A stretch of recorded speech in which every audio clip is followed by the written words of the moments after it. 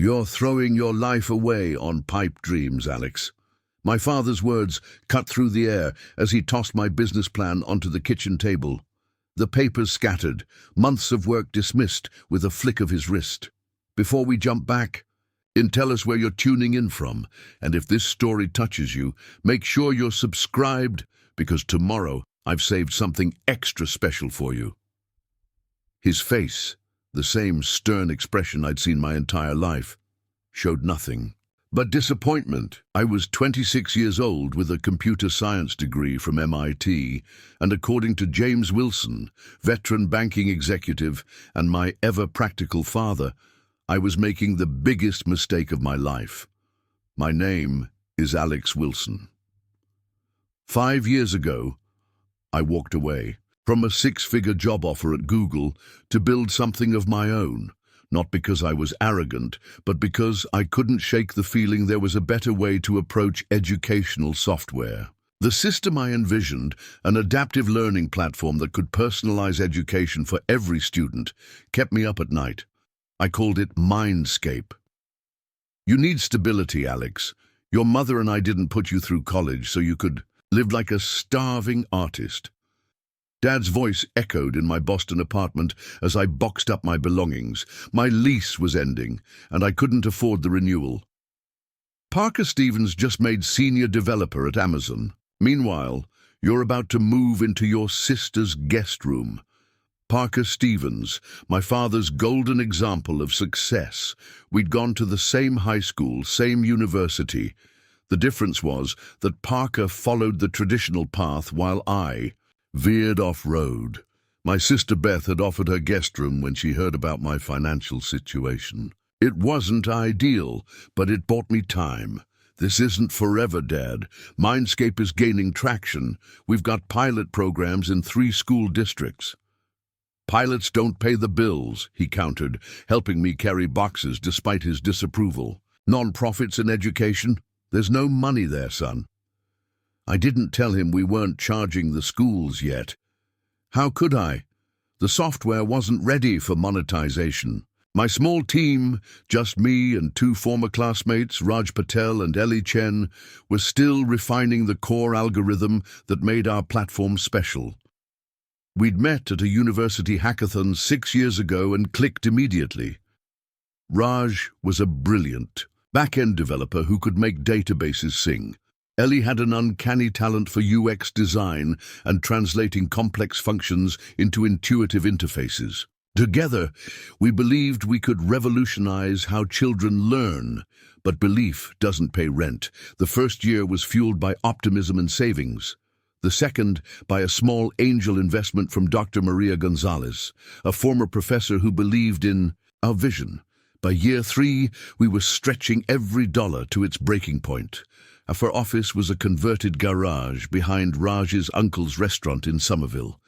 The smell of curry and tandoori chicken would waft in every afternoon around 4 p.m. We worked on mismatched furniture collected from curbs and closeout sales. Our server rack was protected from leaks by a blue tarp strung from the ceiling.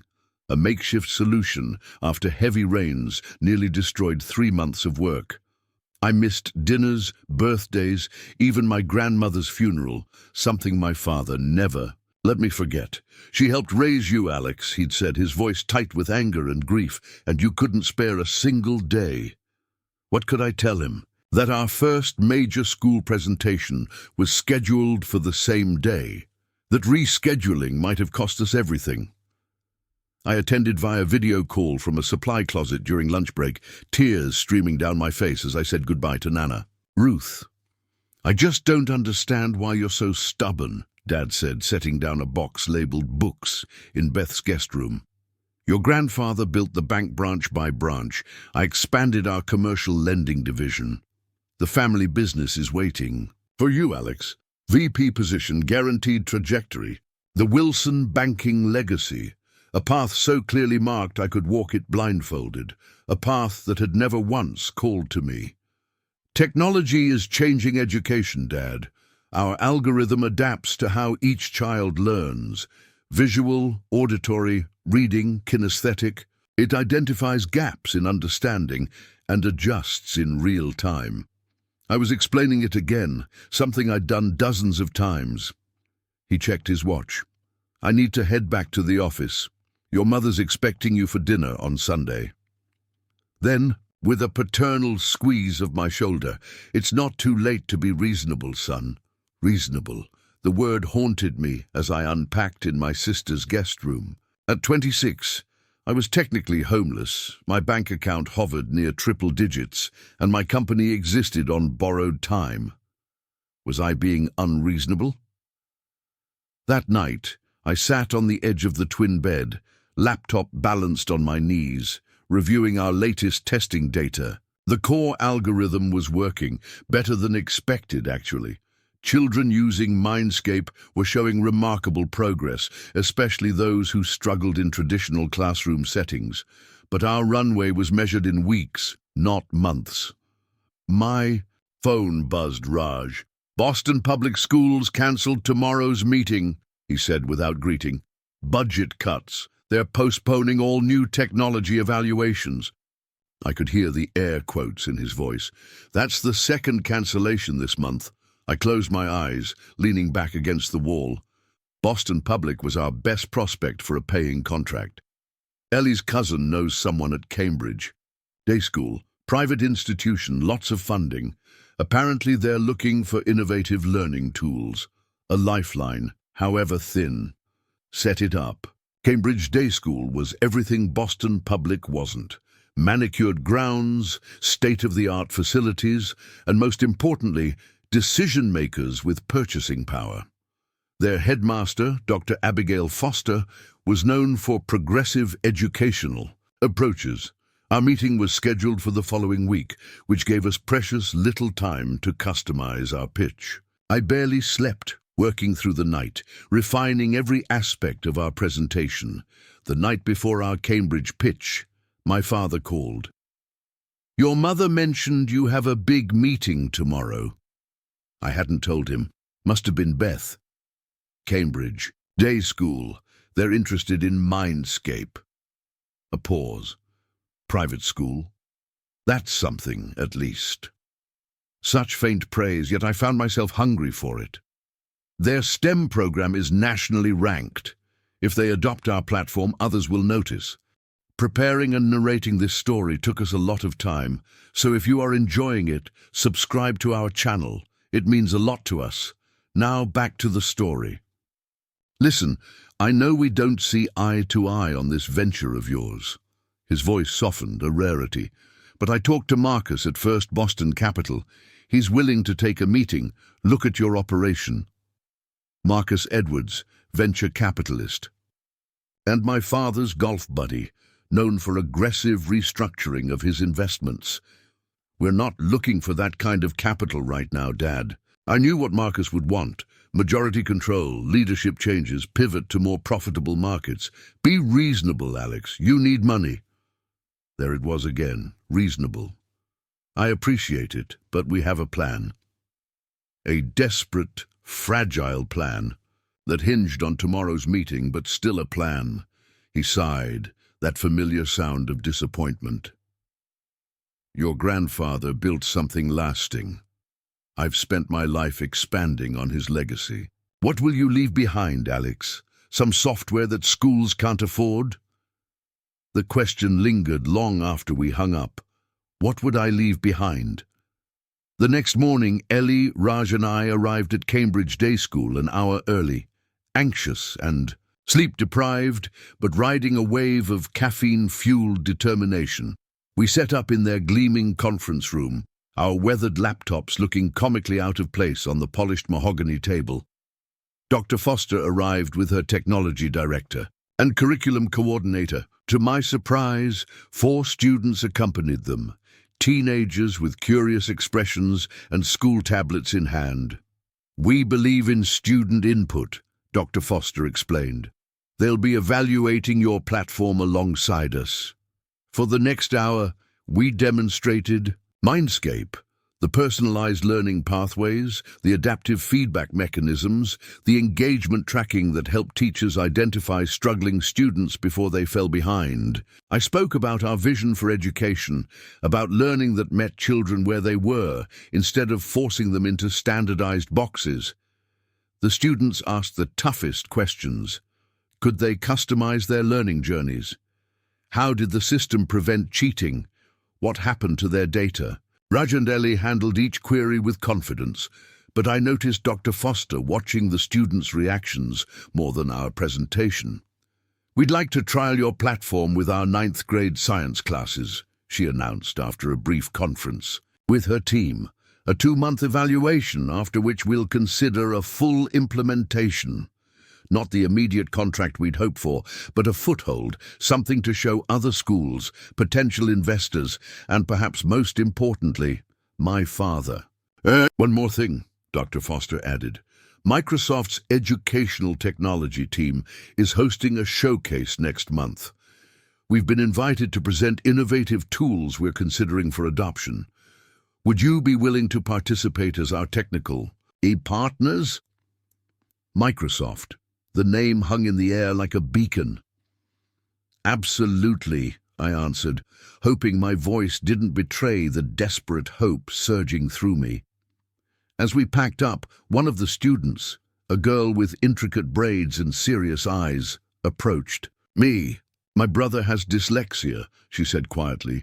"Your software, the way it adapts to different learning styles, it could help him, right?" "That's exactly who we designed it for," I told her. "Students who think differently." She nodded, something like relief crossing her face. "Cool, I'll tell him." That small interaction stayed with me as we drove back to our garage office. Beyond metrics and funding and approval from my father, this was why we built MindScape, for that girl's brother and countless others like him. Back at the office, we celebrated with takeout from Raj's uncle's restaurant. One small victory in a long war. "Microsoft exposure could change everything," Ellie said, gesturing with a piece of naan bread. "Even if they don't acquire us, just having them know we exist." "Let's focus on making the Cambridge trial flawless," I cautioned, though my mind was already racing with possibilities. "We've got 2 months to prove ourselves." "My cousin's roommate works for a local tech blog," Raj mentioned between bites. "If the trial goes well, maybe we get some press coverage, build momentum." We stayed late, energized by potential, outlining improvements for the Cambridge implementation. By the time I returned to Beth's house, it was past midnight. She was waiting up, nursing a glass of wine in the kitchen. "How'd it go?" "We're in at Cambridge Day School. 2-month trial." I collapsed into a chair across from her. "And they want us to present with them at a Microsoft event next month." Beth raised her eyebrows, impressed. "Microsoft? Does Dad know?" "Not yet." I rubbed my eyes, exhaustion finally catching up. "It's preliminary, just a showcase." "Still, he's been worried about you, you know." She refilled her glass. "We all have." I nodded, too tired to defend myself again. "I know you don't see it, but we're building something important, Beth."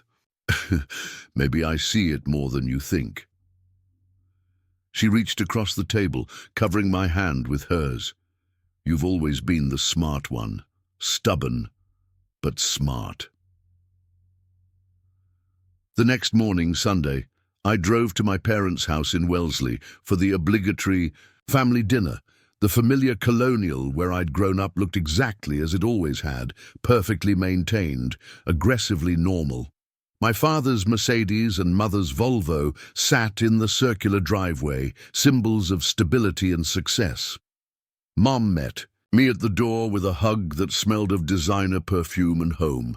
"You look thin," she said, patting my face. "Are you eating?" "Yes, Mom, Beth's a good cook." "Unlike someone I know." She smiled, looping her arm through mine as we walked to the kitchen. "Your father's in his study. Go say hello while I finish up." Dad's study was his sanctuary, dark. Wood, leather-bound books, certificates of achievement and recognition lining the walls. He was at his desk, reading glasses perched on his nose as he reviewed some document. "Cambridge Day accepted us for a trial," I said without preamble. 2 months with their 9th grade science classes. He looked up, registering my presence. "That's good progress. Progress. Not success, not achievement. Just progress." They're also featuring us at a Microsoft Educational Technology Showcase next month. That got his full attention. He removed his glasses, setting them carefully on the desk. "Microsoft.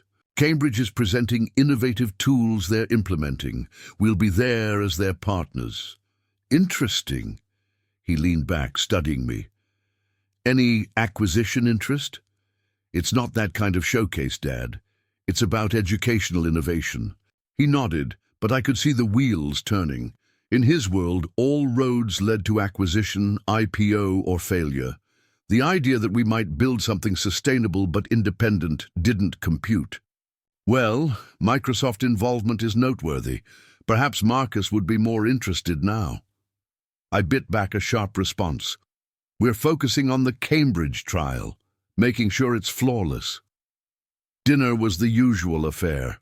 Mom's questions about my personal life, non-existent.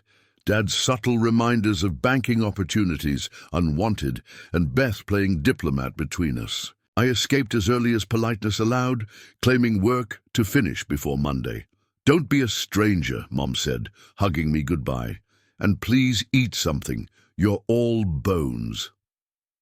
Dad walked me to my car, hands in the pockets of his perfectly pressed chinos. "I want to see you succeed, Alex.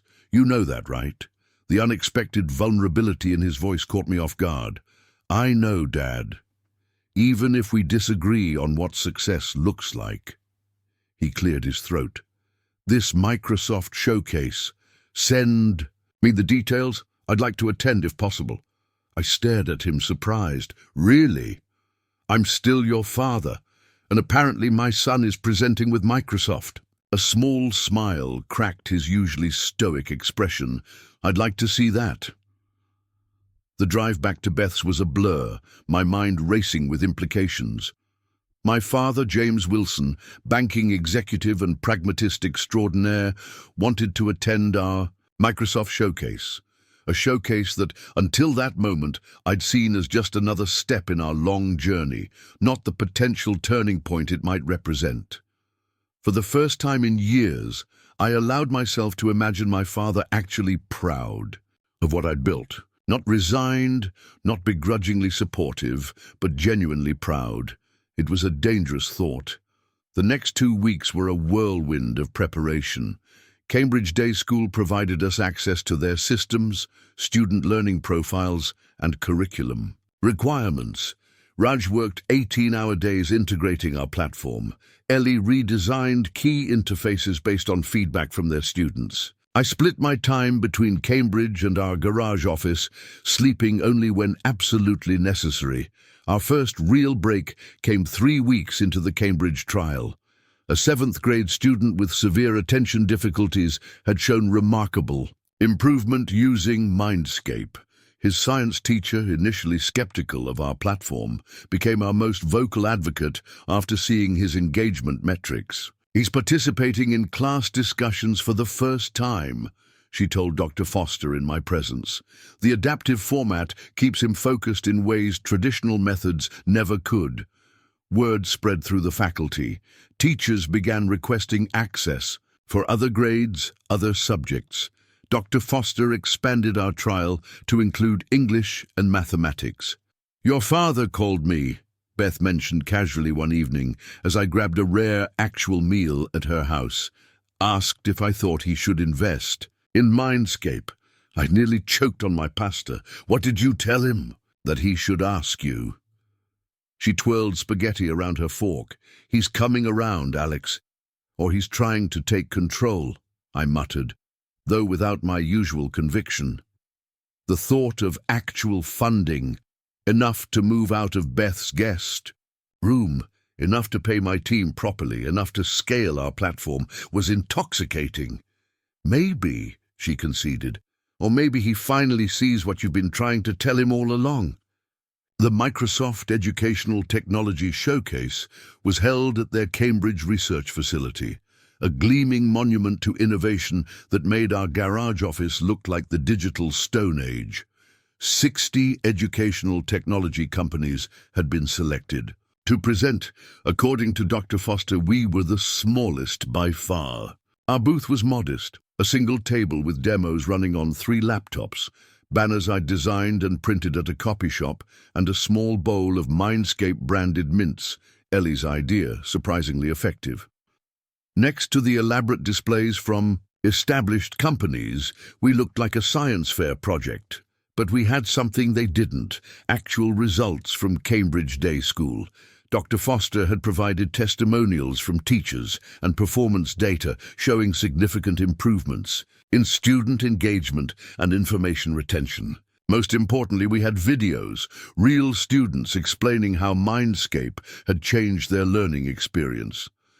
"It's like having a teacher who actually gets how my brain works," one boy said in the clip, his enthusiasm unmistakable. "For the first time, I don't feel stupid when I don't understand something right away." Microsoft's educational technology team made their rounds mid-morning. 4 executives in business casual attire, armed with tablets and evaluative expressions. I recognized Sarah Jenkins, their Director of Educational Partnerships, from industry publications.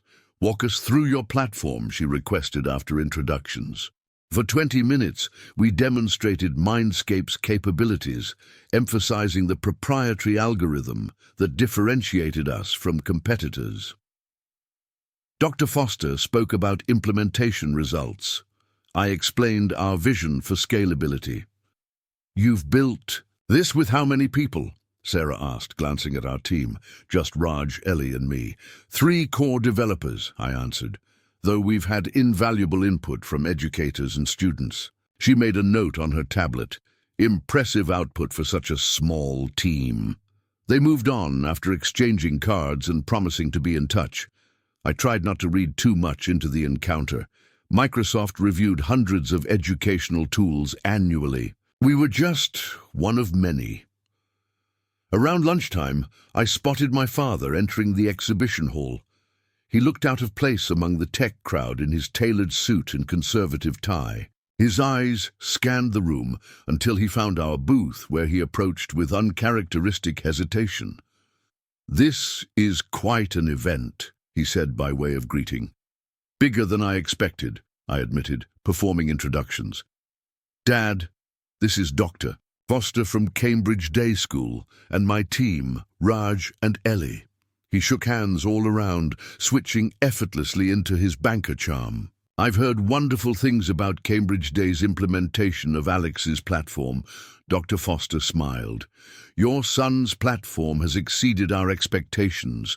We're already seeing measurable improvements in student performance." Something flickered across my father's face. Surprise? Maybe pride? Before I could analyze it, Sarah Jenkins from Microsoft returned to our booth, accompanied by a man I recognized with a jolt. Daniel Park, Microsoft's Chief Technology Officer. "Alex Wilson?" Park extended his hand. "Sarah was impressed with your presentation. I wanted to see for myself." My father stood straighter, watching the interaction with keen interest. For the next 30 minutes, I guided Park through our platform, explaining technical aspects I'd glossed over for Sarah's team. He asked pointed questions about our algorithm, our scalability plans, our data security measures. Raj jumped in on database architecture, Ellie on user experience design. "You've built something special here," Park said finally, "something that aligns with Microsoft's educational vision." He handed me his card, not the standard corporate one, but his personal contact with a direct number written on the back. "I'd like to continue this conversation next week, perhaps over lunch." After they left, my father stared at the card in my hand. "Daniel Park wants to have lunch with you." Apparently, Do you understand what that means, Alex? I nodded slowly. It means they're interested in MindScape. It means Microsoft's CTO doesn't waste time on companies they aren't serious about. A smile spread across his face, the proud expression I'd imagined but rarely seen. My son, the software entrepreneur. The words held none of the condescension I'd grown accustomed to. Instead, there was genuine respect. Dr. Foster excused herself to speak with other presenters, leaving me alone with my father. "I owe you an apology," he said quietly. "I've been short-sighted." "You were worried," I conceded. "It hasn't been an easy road." "No, it's more than that." He looked around at our modest booth, at the students engaging with our demos. "I couldn't see what you were building because it wasn't something I understood. Banking, finance, that's my world. This." He gestured at the screens displaying MindScape. "This is yours." I swallowed past the sudden tightness in my throat. "It hasn't been successful yet, Dad." "Success isn't just about financial returns, Alex." He said the words as if testing them, a new concept he was trying on. "What I'm seeing here today, children learning in ways they couldn't before, that's a different kind of success." Coming from James Wilson, lifelong banker and profit-driven businessman, it was a stunning admission. That said, he added with a hint of his usual pragmatism, "If Microsoft makes an offer, please let me review it before you sign anything." The Microsoft showcase changed everything, though not in the ways I initially expected. Daniel Park's lunch invitation turned into a series of meetings that stretched over 3 weeks. Each session dug deeper into MindScape's architecture, our vision for educational technology, and our long-term scalability plans. Microsoft executives cycled through our garage office, looking amusingly out of place amid our cobbled-together furniture and the persistent aroma of Raj's uncle's restaurant. "They're conducting serious due diligence," my father observed over coffee at a cafe near his bank. It had become our new ritual, weekly meetings to discuss MindScape's progress and strategy. A radical departure from our previous pattern of strained Sunday dinners and defensive arguments. "That's what I don't understand," I admitted, watching steam rise from my cup. "We're tiny. Our current user base is just Cambridge Day School and 2 pilot programs. Why such interest?" Dad leaned back, studying me with what I now recognized as professional respect rather than paternal judgment. "It's not about who you are now, Alex. It's about your algorithm, what you've built that no one else has. Microsoft doesn't need your current installation base. They need your innovation." Ellie had expressed similar thoughts during our latest team meeting.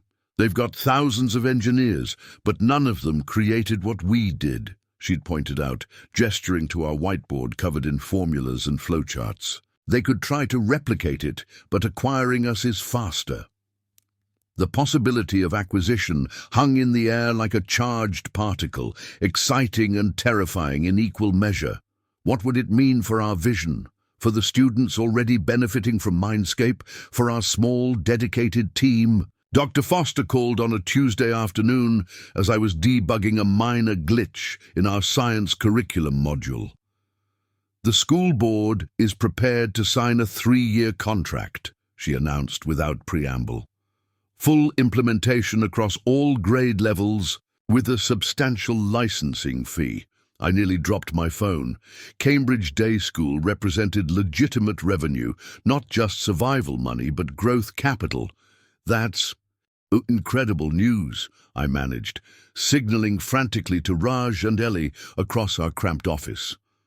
"There's more," Dr. Foster continued. "The Massachusetts Association of Independent Schools is convening next month. They've asked me to present our MindScape implementation results. That's 36 private schools, Alex, all potential clients." The dominoes were beginning to fall.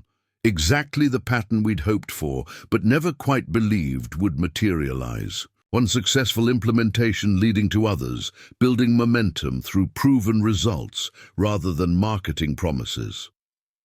I drove to Beth's house in a daze that evening, barely noticing the familiar streets and stoplights. She was in the kitchen when I arrived, preparing dinner with her boyfriend Mark. Cambridge Day signed a 3-year contract, I announced from the doorway. Full school, paid licensing. Beth squealed and rushed to hug me, flour dusting the front of my shirt. I knew it, I just knew it. Mark offered congratulations and a beer from the fridge. He worked in commercial real estate, solid, practical, exactly the type of career my father approved of.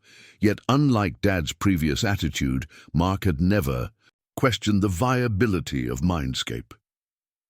"You solving a real problem," he'd said once. "Education needs disruption." "Does this mean you're moving out?" Beth asked, returning to her cooking.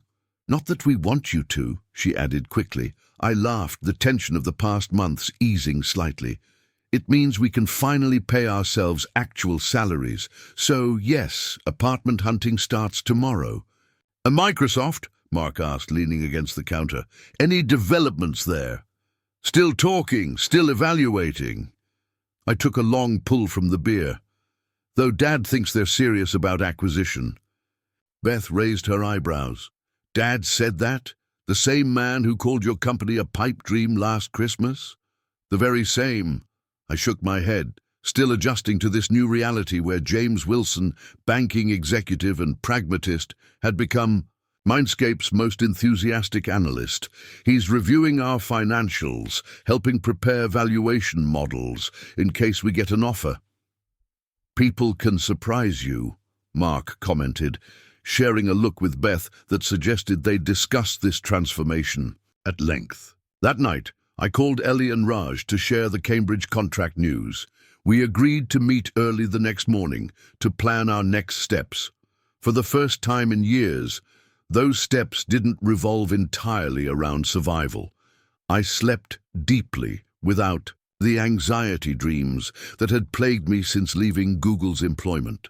No more nightmares about returning to our garage office to find everything repossessed, or watching helplessly as students struggled with malfunctioning software.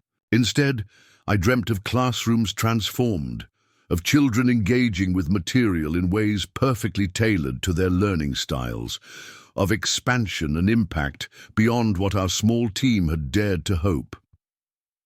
Morning arrived with a text from Daniel. "Park, good news today. Be ready." I stared at the message, heart suddenly hammering. Be ready for what? An offer? A partnership proposal? Some other opportunity we hadn't considered? When I arrived at our office, Raj and Ellie were already there, unusual for Ellie, who typically rolled in around 10. They sat side by side at our conference table. Actually, just an old dining table salvaged from Ellie's grandmother's house, laptops open, expressions intent. "What's going on?" I asked, setting down my bag. Raj looked up, dark circles under, his eyes suggesting he'd been there all night. "Remember that glitch you found yesterday in the science module?" I nodded. It wasn't a glitch. He turned his screen toward me, showing lines of code I immediately recognized as our core adaptation. Algorithm. It was a feature we never fully implemented. I couldn't sleep thinking about it, so I came back after dinner to explore. Ellie picked up the explanation. "Raj called me around midnight. We've been working ever since."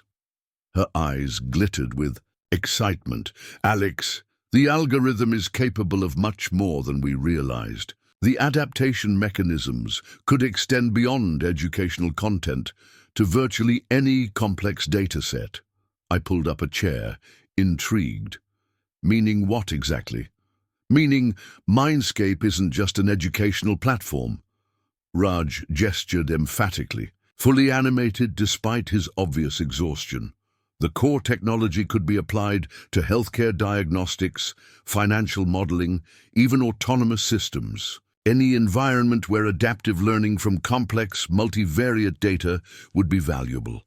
The implications hit me like a physical force.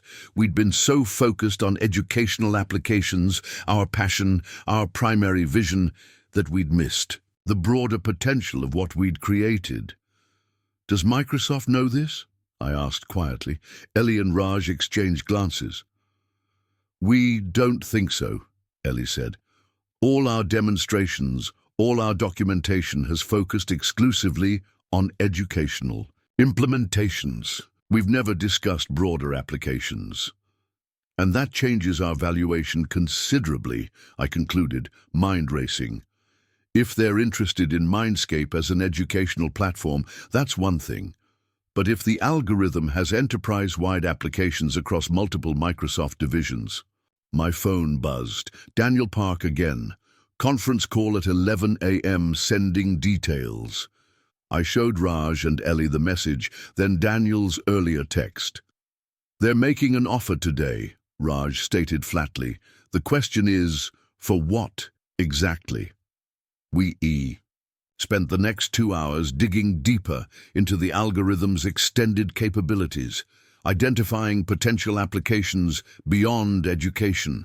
Healthcare was the most obvious: patient diagnostics, treatment response prediction, personalized medicine, protocols. But finance, logistics, even Microsoft's core business software could benefit from our adaptive systems. At 10:30, I called my father. I need your help, I explained the situation quickly. If they're only valuing us as an edtech company, they're missing at least 70% of our potential value.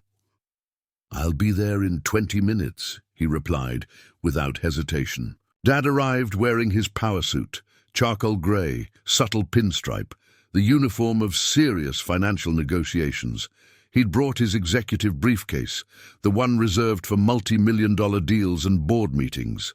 Walk me through everything, he instructed, setting up at our conference table like it was a mahogany boardroom instead of a salvaged dining table in a converted garage.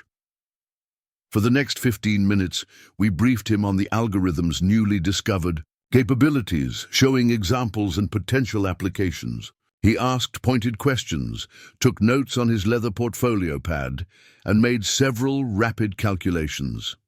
This changes everything, he confirmed, eyes sharp with the predatory gleam I recognized from his biggest banking deals. If they make an offer today based solely on educational applications, it will substantially undervalue your company. So we counter? Ellie asked. Dad shook his head. You don't counter with additional applications they haven't considered. That's giving away value for free. You need to make them aware of the broader potential without explicitly stating it's not in their current valuation model. My father, the negotiator. I'd watched him operate from afar my entire life, but never appreciated his strategic mind until this moment. How do we do that? Raj asked. You let me handle it, Dad replied, checking his watch. It's 10:55, let's get this call set up. At exactly 11 a.m., my laptop connected to Microsoft's conference system. Daniel Park appeared on screen, along with Sarah Jenkins and 3 executives I recognized from previous meetings. They exchanged pleasantries, asked about our Cambridge Day implementation, then got to the point. We've completed our evaluation of MindScape, Daniel stated, his expression professionally neutral. We believe your educational platform would make an excellent addition to Microsoft's educational technology portfolio. My father shifted almost imperceptibly beside me, a movement so subtle no one on the screen would notice, but which told me he was preparing to strike. Daniel continued, We're prepared to make an acquisition offer of $8 million for MindScape, including all intellectual property, existing contracts, and the continued employment of your core team for a minimum of 2 years. 8 million. The number hung in the air. 6 months ago, I would have leapt at it, grateful beyond words. Now, with our new understanding of the algorithm's potential, it felt almost insulting. Before I could respond, my father cleared his throat. Gentlemen, Ms. Jenkins, thank you for your interest in my son's company. Your offer is certainly a starting point for discussion. Daniel's eyebrows rose slightly at the word starting. However, Dad continued smoothly, I believe there may be a fundamental misalignment in how we're valuing MindScape's core technology. How so, Mr. Wilson? Sarah asked. The adaptive algorithm that powers MindScape's educational applications is, at its heart, a sophisticated machine learning system capable of extracting meaningful patterns from complex multivariate data sets and generating optimized response protocols. He delivered the technical description with such confidence that even Raj looked impressed. While Alex and his team have focused on educational applications, their passion and primary mission, the core technology has implications far beyond classroom settings. Dad paused, allowing the statement to settle. I wonder if your technical team has fully explored these broader applications. Daniel and Sarah exchanged glances. The other executives leaned forward slightly. We've evaluated the educational application thoroughly, Daniel said carefully. What other applications do you believe we've overlooked? Dad smiled. His negotiator. Smile, not his father smile. I think that's a conversation best had after we've established whether we're discussing an educational platform acquisition or a multi-application adaptive algorithm acquisition. They represent substantially different value propositions. Brilliant. He'd flagged the broader potential without giving away specific applications, forcing Microsoft to either admit they hadn't identified them or pretend they had. Either way, it repositioned our negotiating stance. Perhaps we should continue this discussion in person, Daniel suggested, after a brief consultation with his team. Would tomorrow morning work for you? At our Cambridge office? We'll make ourselves available, Dad responded, maintaining control of the conversation. After the call ended, our tiny office erupted. Ellie paced energetically between desks. Raj spun in his chair, muttering calculations, and I just stared at my father in amazement. That was masterful, I told him. He shrugged but couldn't entirely suppress a smile. Basic negotiation tactics. They showed their hand too early, which tells me they haven't identified the algorithm's broader applications. Now they'll reassess. Overnight. What do you think they'll come back with? Raj asked. Hard to say. Depends on how quickly their technical team can evaluate the new potential. Dad loosened his tie slightly. But I'd be surprised if the next offer isn't at least triple what they proposed today. $24 million. The potential number dizzied me. Not just life-changing money for our team, but enough capital to ensure MindScape's educational mission could continue regardless of Microsoft's commercial priorities. That evening, I met Beth and Mark for dinner at an upscale restaurant downtown. My treat, a small celebration of how far we'd come, regardless of tomorrow's outcome. To MindScape, Beth toasted, raising her wine glass. And to my brilliant, stubborn brother who wouldn't give up on his vision. And to Dad, I added, surprising myself, who might have been late to the party, but showed up when it mattered most. Beth smiled knowingly. He called me after your meeting today. I haven't heard him this excited since his promotion to Executive VP, he said, and I quote, Your brother might be the smartest businessman in the family after all. The compliment warmed me more than I expected. For years, I'd insisted I didn't need my father's approval, that his banking metrics of success weren't relevant to my technological ambitions. Yet hearing that he not only approved but admired what we'd built felt like the closing of some long, open wound. How are Raj and Ellie handling all this? Mark asked, cutting into his steak. It's a lot to process. Ellie's already planning how to spend her share, I laughed.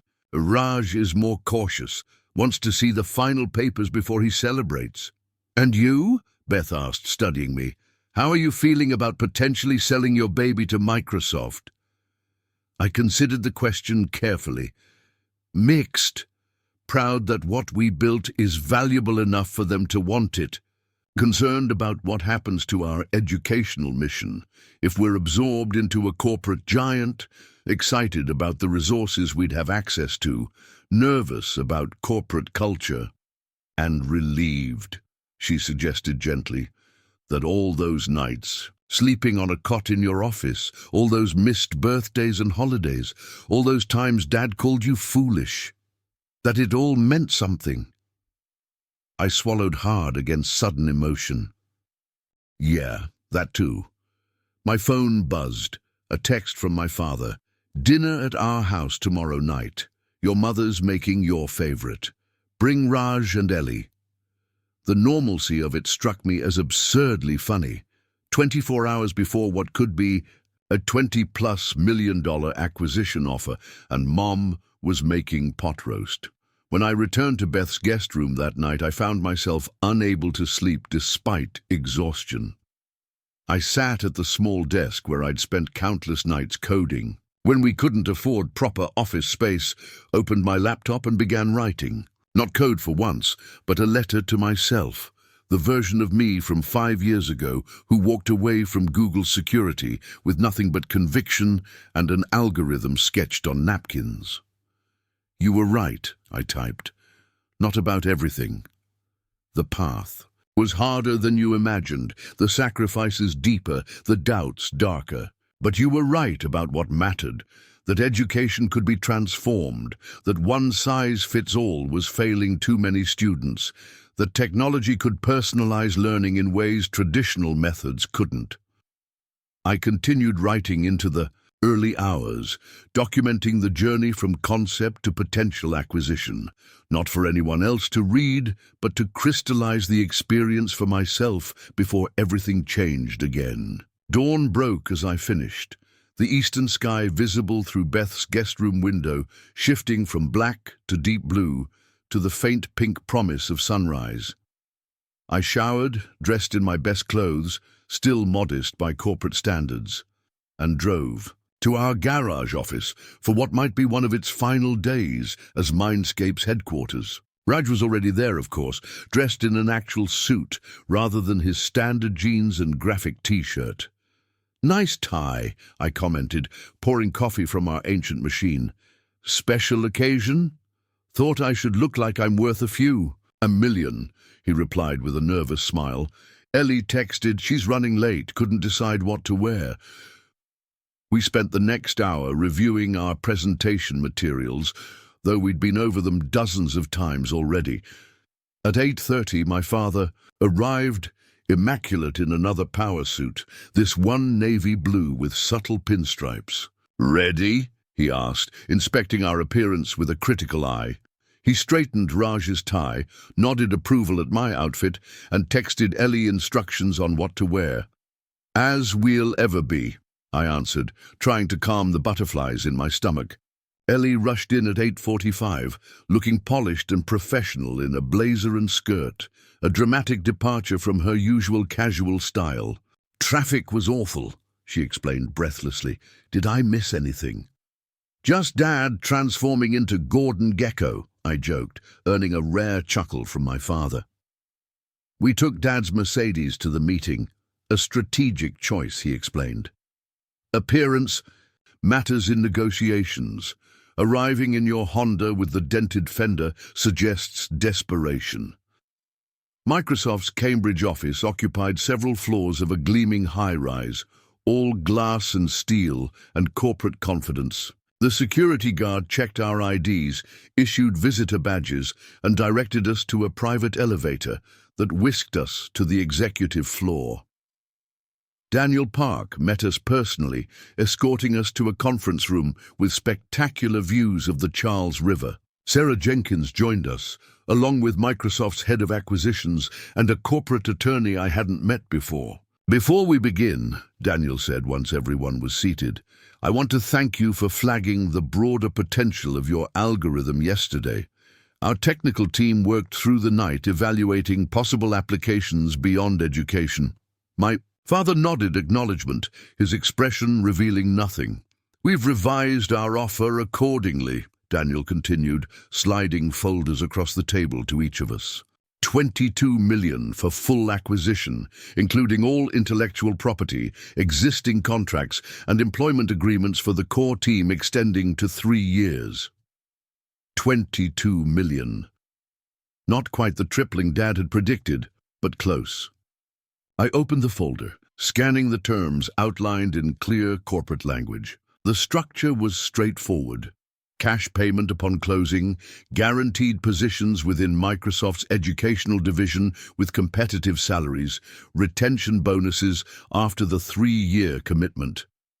I looked at Raj and Ellie, trying to gauge their reactions. Raj's expression remained carefully neutral, though his fingers tapped the table edge, a habit when he was processing complex information. Ellie's eyes had widened slightly, but she too maintained professional composure. Dad cleared his throat. The revised offer is certainly more aligned with MindScape's true value.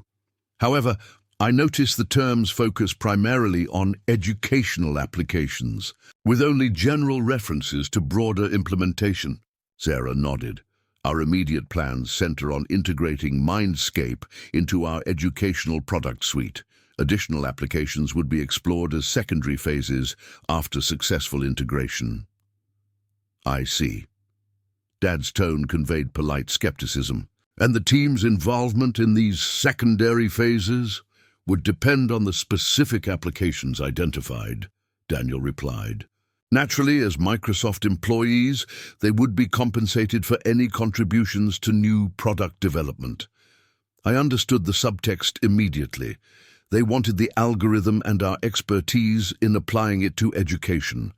Any broader applications would be developed internally by existing Microsoft teams, with us having limited influence and no additional compensation tied to those potentially lucrative implementations. Dad sensed it too. I think there's still a significant gap in how we're valuing MindScape's potential, he said carefully.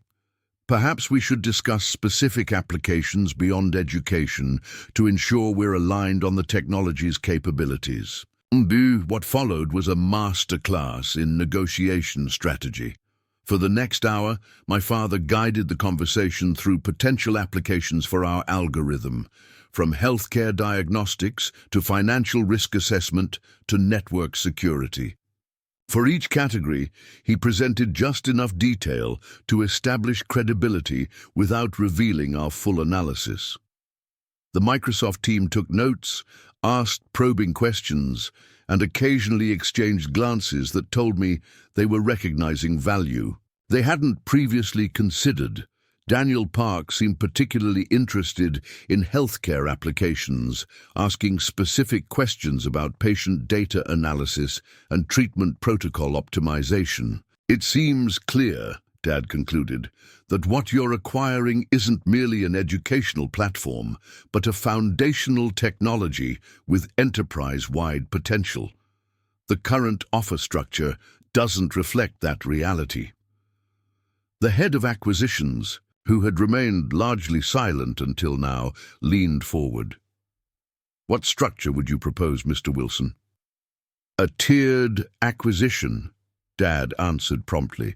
Base payment for the educational technology and team with substantial performance bonuses, tied to successful implementation in additional sectors. The team maintains leadership positions for any new application development with equity participation in those business units. Bold. Much bolder than I would have dared suggest. He was essentially asking for ongoing partnership rather than simple acquisition, a structure typically reserved for much larger companies with established market positions. That's an unusual approach for a company of MindScape's size, the acquisitions head noted. MindScape's size isn't what you're buying, Dad countered.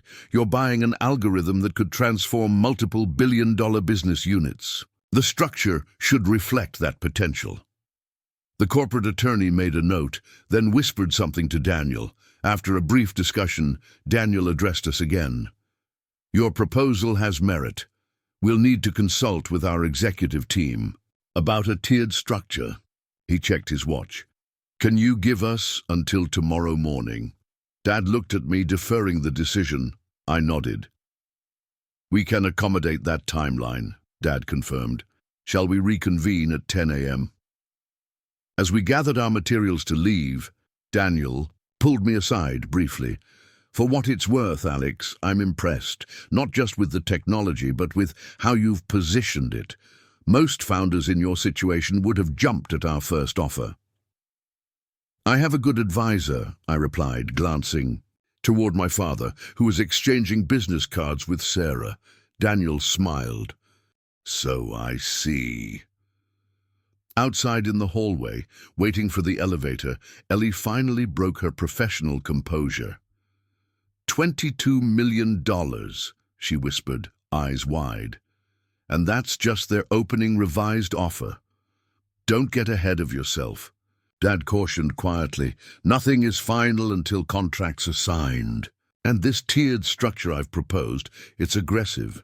They may come back with something substantially different. Even if they stick at 22 million, that's still life-changing money," Raj pointed out. "Over 7 million each before taxes." The elevator arrived, and we stepped inside. As the doors closed, Dad allowed himself a small smile. "They'll go higher," he said with quiet confidence. "Much higher." The drive back to our office passed in electric silence. Each of us lost in personal calculations and dreams suddenly within reach. When we arrived, Ellie immediately began researching real estate. "Just browsing," she claimed, though her browser tabs told a different story. Luxury apartments, investment, properties, charitable foundations. Raj was more practical, pulling up spreadsheets to model various tax implications and investment strategies. "Even if we only get the 22 million after taxes and assuming conservative investments, we could each draw a comfortable salary indefinitely without touching the principal." My father watched them with amused understanding. "First-time wealth requires management," he commented quietly to me.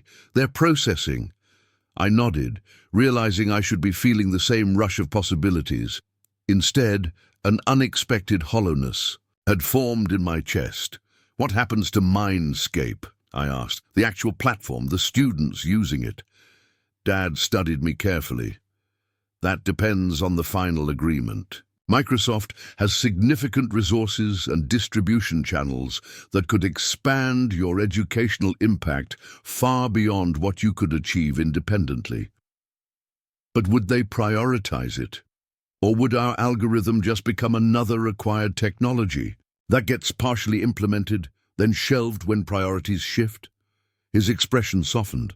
"That's the fundamental tension in any acquisition, Alex.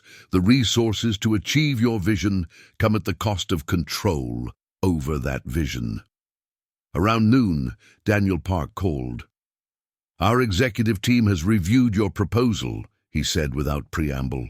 "They've authorized me to continue discussions around a tiered structure, but they have concerns about the performance metrics and team autonomy aspects." "Understandable," my father replied, having taken the call on speaker. "We're flexible on the specific mechanics, but the principle is non-negotiable. MindScape's team leads any implementation of their algorithm in new sectors." A brief pause. "I've scheduled a dinner meeting tonight, more informal setting to work through these details. The 4 Seasons at 7. Bring only essential decision-makers." After hanging up, Dad looked pleased. "Dinner negotiations, they're serious." "Is that good or bad?" Ellie asked, abandoning her real estate browsing. "Very good.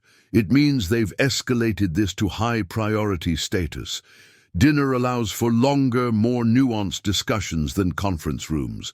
It also signals respect." The rest of the afternoon blurred into preparation. We compiled detailed documentation on potential applications of our algorithm, refined our suggested compensation structure, and debated which concessions we could make without compromising our core requirements. At 6, we left to change for dinner. I returned to Beth's house to find her and Mark waiting expectantly. "Well?" she demanded as soon as I walked in. "Dad's being mysteriously tight-lipped." I filled them in on the revised offer and dinner meeting while changing into my one decent suit, purchased for a cousin's wedding 2 years ago and rarely worn since. "This is really happening," Beth said, helping me with my tie. Her expression was complex, happiness mixed with something like nostalgia. "Remember when you used to code in this room until 3 in the morning, sleeping maybe 4 hours before heading back to that garage?" "Hard to forget. It was last month," I joked, though in truth it felt like a different lifetime already. "I'm proud of you," she said suddenly, fierce sincerity in her voice, not because of Microsoft or millions, because you built something that matters, something that helps kids learn better. Her words crystallized the vague discomfort I'd been feeling. What if that gets lost in all this, the helping kids part? She adjusted my collar thoughtfully. "Then you'll find another way to make it happen. Money and resources open doors, Alex. They don't have to close them." I met Dad, Raj, and Ellie in the lobby of the Four Seasons at 6:45. All of us looked transformed in formal business attire, like actors playing the roles of successful executives. Only my father seemed truly comfortable, greeting the maître d' with the easy confidence of someone accustomed to power dining. Daniel Park was already seated in a private dining room, along with Sarah Jenkins and 2 executives I recognized as Microsoft's Chief Financial Officer and Chief Strategy Officer. The presence of such senior leadership confirmed this was no ordinary acquisition discussion. "Thank you for joining us," Daniel began once introductions and drink orders were complete. "We've reviewed your proposal thoroughly and believe we can find a framework that satisfies both parties." The CFO, Michaela Chen, nodded. "While the tiered acquisition structure is unusual for a company of your scale, we recognize the unique nature of your algorithm and its potential applications. Across our business units, we've prepared a revised offer." The CSO, Thomas Okafor, slid elegant leather folders to each of us. 35 million base acquisition, with performance bonuses potentially adding another 40 million over 5 years, tied to successful implementation in healthcare, financial services, and enterprise security applications. 75 million total potential value. The number seemed surreal, far beyond what we'd anticipated, even in our most optimistic projections. I glanced at Raj and Ellie, who both appeared momentarily speechless, then at my father, whose expression remained professionally neutral, despite what I knew must be internal celebration.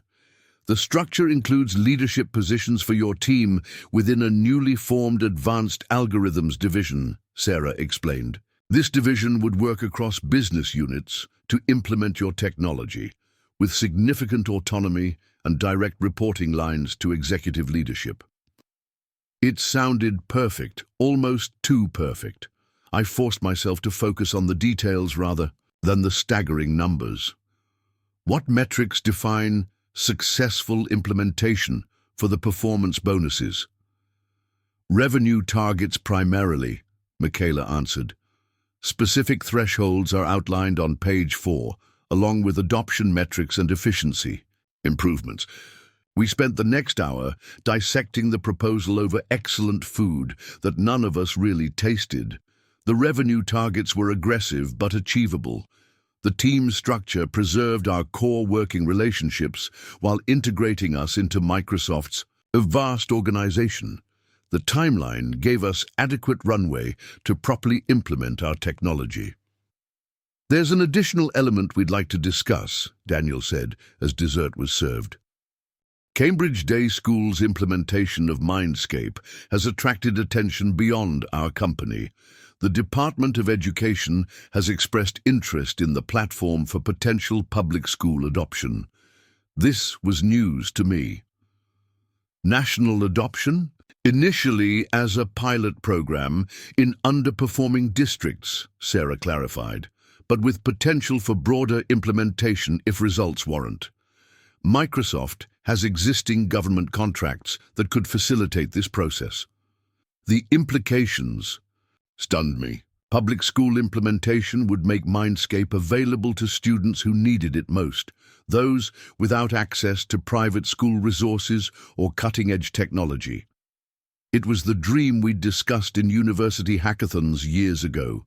Before, practicality narrowed our focus to markets that could sustain our company. The social impact potential is significant, Thomas added, which aligns with Microsoft's educational mission. We've included provisions for an educational foundation funded from implementation revenues, with your team maintaining advisory positions. My father, who had been methodically working through the financial details, looked up. The foundation is an excellent addition. However, the equity participation in new business units seems limited compared to our original proposal. We've balanced it with higher guaranteed compensation, Michaela countered. The base offer is nearly 60% above our initial revised figure. True, Dad acknowledged, but long-term alignment is best secured through equity participation. Perhaps we could adjust the structure to increase equity components while moderating the guaranteed elements. The negotiation continued in this vein, professional, detailed, focused on finding mutually acceptable terms rather than winning concessions. Throughout the exchange, I found my attention repeatedly drawn to the educational foundation and public school implementation provisions. These elements, barely discussed in our preparation, suddenly felt central to the entire transaction. As coffee was served, Daniel addressed me directly. "You've been relatively quiet, Alex. What are your thoughts on the overall structure?" All eyes turned to me. In previous meetings, my father had naturally taken the lead on financial aspects, with Raj and Ellie handling technical questions. But this was different, a fundamental question about vision and values. The financial terms are beyond generous. I began carefully. The position structure respects our team's capabilities, but I'm most intrigued by the educational foundation and public school implementation. Those elements transform this from a standard acquisition to something with genuine social impact. Daniel nodded encouragingly. That's precisely our intention. MindScape's algorithm has commercial applications we're eager to develop, but its educational impact is equally valuable, both as a business opportunity and as a social good. I'd like to see the foundation and public school provisions expanded, I continued, more confident now. Specific commitments to underserved communities, metrics tied to educational outcomes rather than just adoption rates, and guaranteed minimum funding regardless of commercial performance. My father looked mildly surprised but supportive. Raj and Ellie were nodding enthusiastically.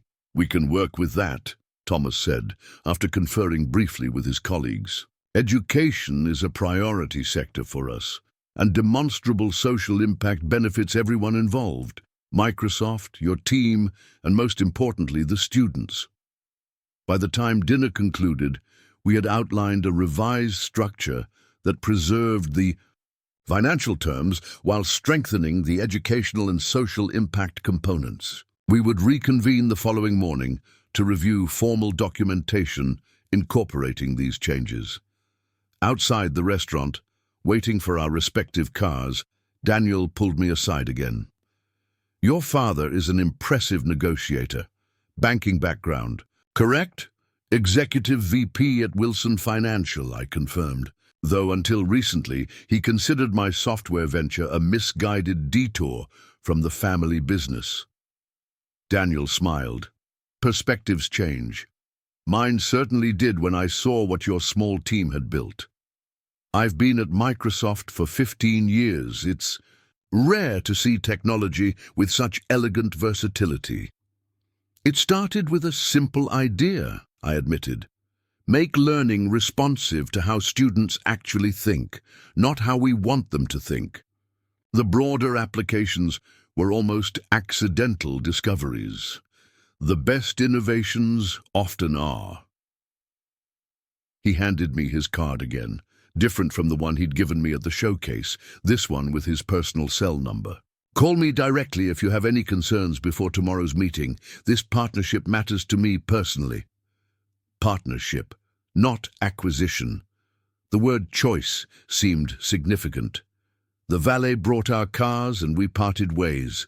The Microsoft executives to their hotel, my father to his home in Wellesley, Raj and Ellie to their respective apartments, and me back to Beth's house. It was nearly midnight when I arrived, but the lights were still on. Beth and Mark were in the living room, watching a movie which they paused when I entered. "Well," Beth demanded, "how did it go?" "35 million base offer," I said, still finding the words strange to pronounce. "Potential for 75 million total with performance bonuses."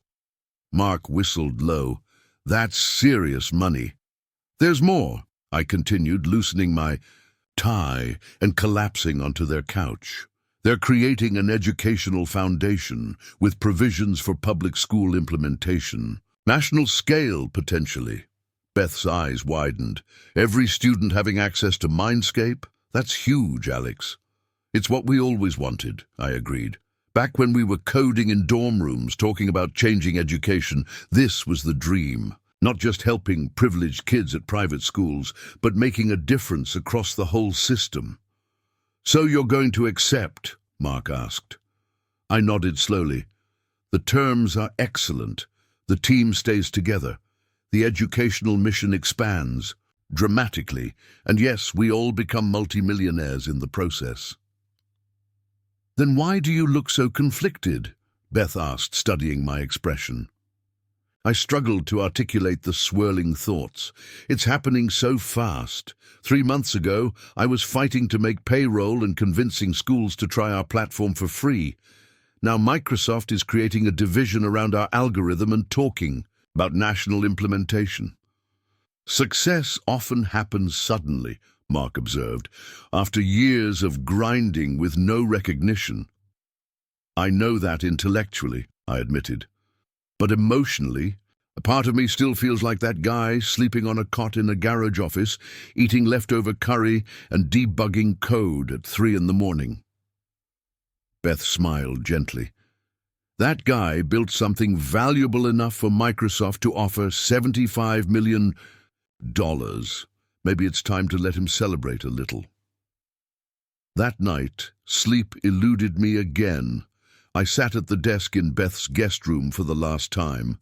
I'd be able to afford any apartment in Boston after tomorrow, and opened my laptop.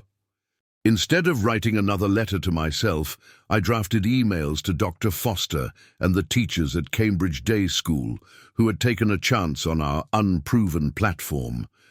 I explained the pending acquisition, assured them of continued support, and shared the vision for expanded educational access.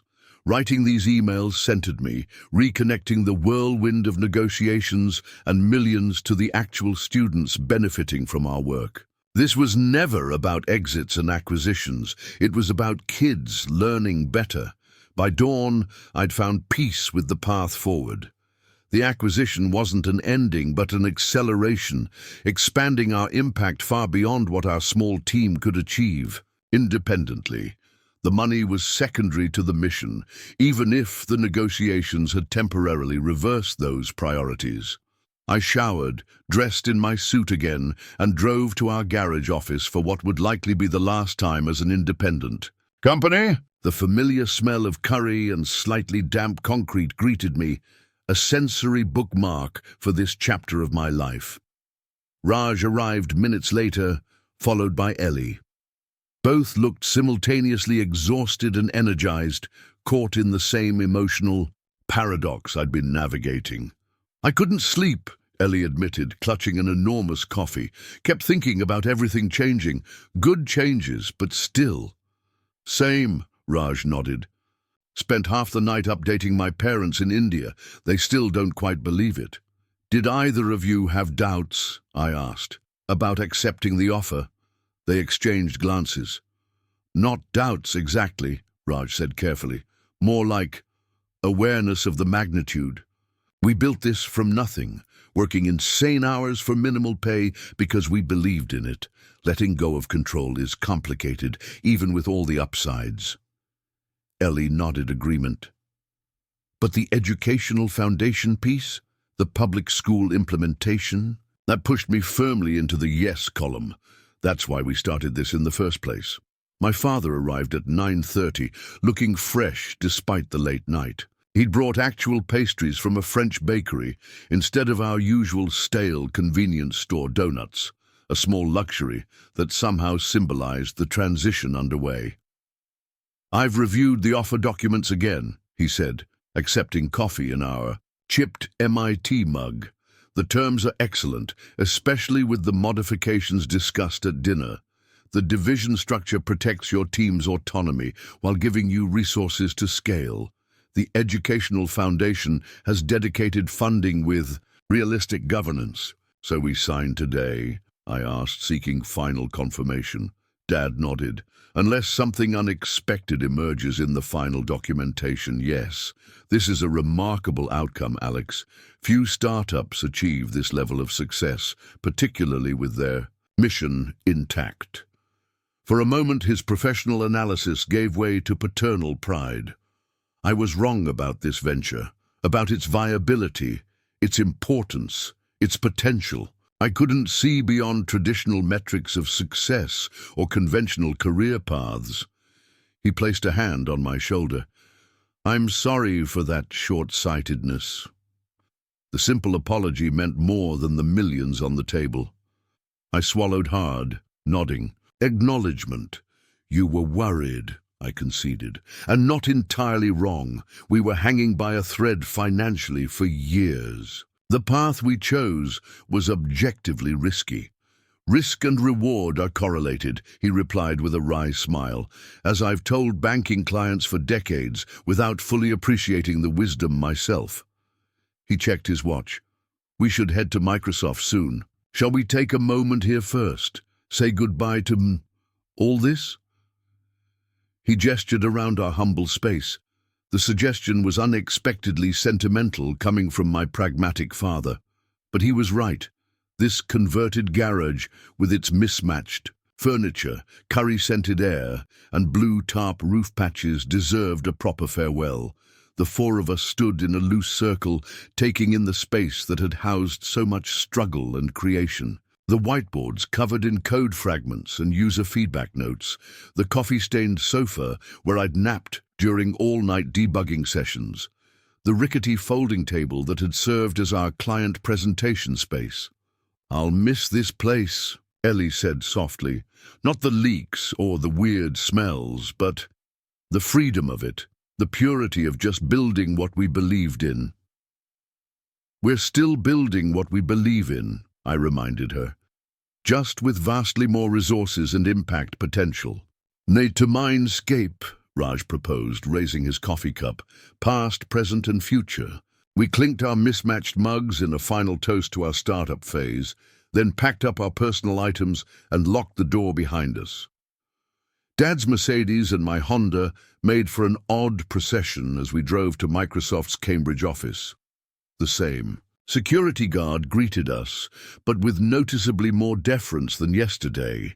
Word of the acquisition had clearly circulated. We were escorted directly to a large conference room where the Microsoft team waited, along with several attorneys and a document specialist. "Before we begin," Daniel said once we were settled, "our CEO would like to join briefly via video conference." The massive screen at the end of the room flickered to life, showing Microsoft's chief executive in his Seattle office. This was unexpected. CEO involvement in acquisitions of our size was unusual. "Good morning," he greeted us. "I wanted to personally welcome the MindScape team to Microsoft. The adaptive algorithm you've developed represents exactly the kind of innovative thinking we strive to foster. While the commercial applications are compelling, I'm particularly excited about the educational impact potential, which aligns with our broader mission of empowerment through technology." He spoke for several minutes about Microsoft's vision for educational technology and commitment to supporting our team's integration while preserving our creative autonomy. The message was clearly intended to reassure us about the cultural and mission alignment between our organizations. After the CEO disconnected, Daniel guided us through the final documentation. The terms remained consistent with our dinner discussion, with several small improvements to the educational foundation governance and funding mechanisms. The attorneys highlighted key provisions, explained complex legal language, and answered our questions with unexpected patience. By noon, we had addressed all outstanding details. The documents were prepared for signature, the closing process outlined, and the timeline established. Within 30 days, MindScape would officially become part of Microsoft, though the public announcement would happen much sooner. Before we sign, Daniel said, I want to acknowledge what you've built as an independent team. Many acquisitions we pursue involve companies with significant venture backing, large teams, and years of market presence. You've achieved exceptional results with minimal resources through sheer innovative thinking and determination. That's rare and valuable. Sarah nodded agreement. The educational impact data from Cambridge Day School is remarkable. That implementation alone would justify this acquisition. The broader algorithm applications make it extraordinary. The moment had arrived. Daniel slid the signature pages across the table, simple physical documents that would transform our lives and the future of MindScape. My father gave a slight nod, his subtle confirmation that everything was in order.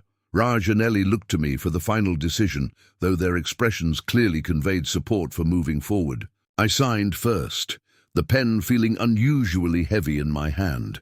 Raj and Ellie followed, then my father as our financial representative. The Microsoft executives added their signatures, and just like that, our independent journey was complete. Congratulations, Daniel said, shaking each of our hands. Welcome to Microsoft. We spent the next hour discussing immediate next steps. Press release timing, transition planning, office space arrangements. My team would temporarily occupy space in the Cambridge office while a dedicated facility was prepared for the new Advanced Algorithms division. As the meeting concluded, the reality began sinking in. We had done it. MindScape would reach students nationally, potentially globally. Our algorithm would evolve with resources we could never have provided independently. And yes, we had achieved financial success beyond our most optimistic projections. Outside the building, the May sunshine seemed particularly brilliant. Raj checked his watch and chuckled. It's only 2 o'clock. What exactly does one do after? Selling their company for millions? Traditionally champagne, my father suggested, with uncharacteristic light-heartedness, though perhaps after the market closes. I need to call my parents, Ellie said, her voice slightly unsteady. They still think I'm crazy for turning down that Goldman Sachs job after graduation. I'm having dinner with Mom tonight, I reminded Dad. You mentioned she's making my favorite? He nodded. Pot roast with those little potatoes you like. 6 o'clock. Bring Raj and Ellie. Your mother will be disappointed if she can't fuss over all of you. The normality of the comment struck me again. This juxtaposition of the extraordinary, selling our company for millions, with the ordinary, Mom's pot roast. Perhaps that was the true reality of success. Not some dramatic transformation, but the integration of new possibilities into the continuing fabric of life. I think I need to process everything, I decided. Mind if I take a walk before heading home? The others agreed, making plans to meet at my parents' house later.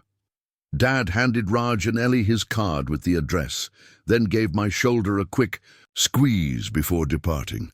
I walked aimlessly through Cambridge, past my tea where our journey had begun, across the Harvard Bridge with its quirky smoot measurements, along the Charles River, where countless runners and cyclists enjoyed the spring afternoon. None of them knew that my life had just transformed. From the outside, I looked like any other young professional taking a break during the workday. Near Kendall Square, I found myself outside the coffee shop where Raj, Ellie and I had first sketched the initial concept for MindScape's adaptive algorithm on paper napkins. On impulse, I went inside and ordered the same cheap drip coffee we'd subsisted on during those early planning sessions. The place hadn't changed. Same worn wooden tables, same eclectic mix of students and tech workers, same slightly burnt coffee. Aroma. I sat at a corner table, watching the normal rhythm of life continue around me, and felt a complex emotion that combined satisfaction, nostalgia, and tentative excitement for the future. My phone buzzed with a text from Beth. "Holy crap, Dad just told me it's official. Calling you right now." Before I could respond, the call came through. Beth's excited voice filled my ear, demanding details, offering congratulations. Planning celebrations. Her enthusiasm was infectious, cutting through my contemplative mood and reminding me that yes, this was a moment worth celebrating without reservation. "You did it, Alex," she said, finally pausing for breath. "You actually freaking did it." "We did it," I corrected, thinking of Raj and Ellie's countless contributions, Dr. Foster's faith in our unproven platform, and yes, even my father's crucial role in the negotiations. "It wasn't just me." "Fine, you all did it, but you were the one who believed first, who walked away from Google and slept on a cot and ate leftover curry for years because you were absolutely certain this thing should exist in the world. Put that way, the journey seemed both heroic and slightly absurd." I laughed, feeling tension release that I hadn't even recognized was there.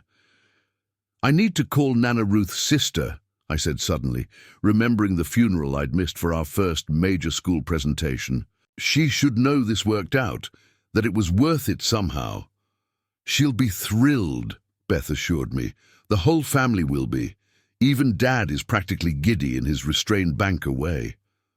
After we hung up, I remained at the coffee shop, watching afternoon transition toward evening. My phone buzzed constantly with congratulatory messages as word spread through our extended network. Former classmates, past employees who'd left when funding got tight, mentors who'd provided guidance during difficult periods, all reaching out to share in this moment of validation.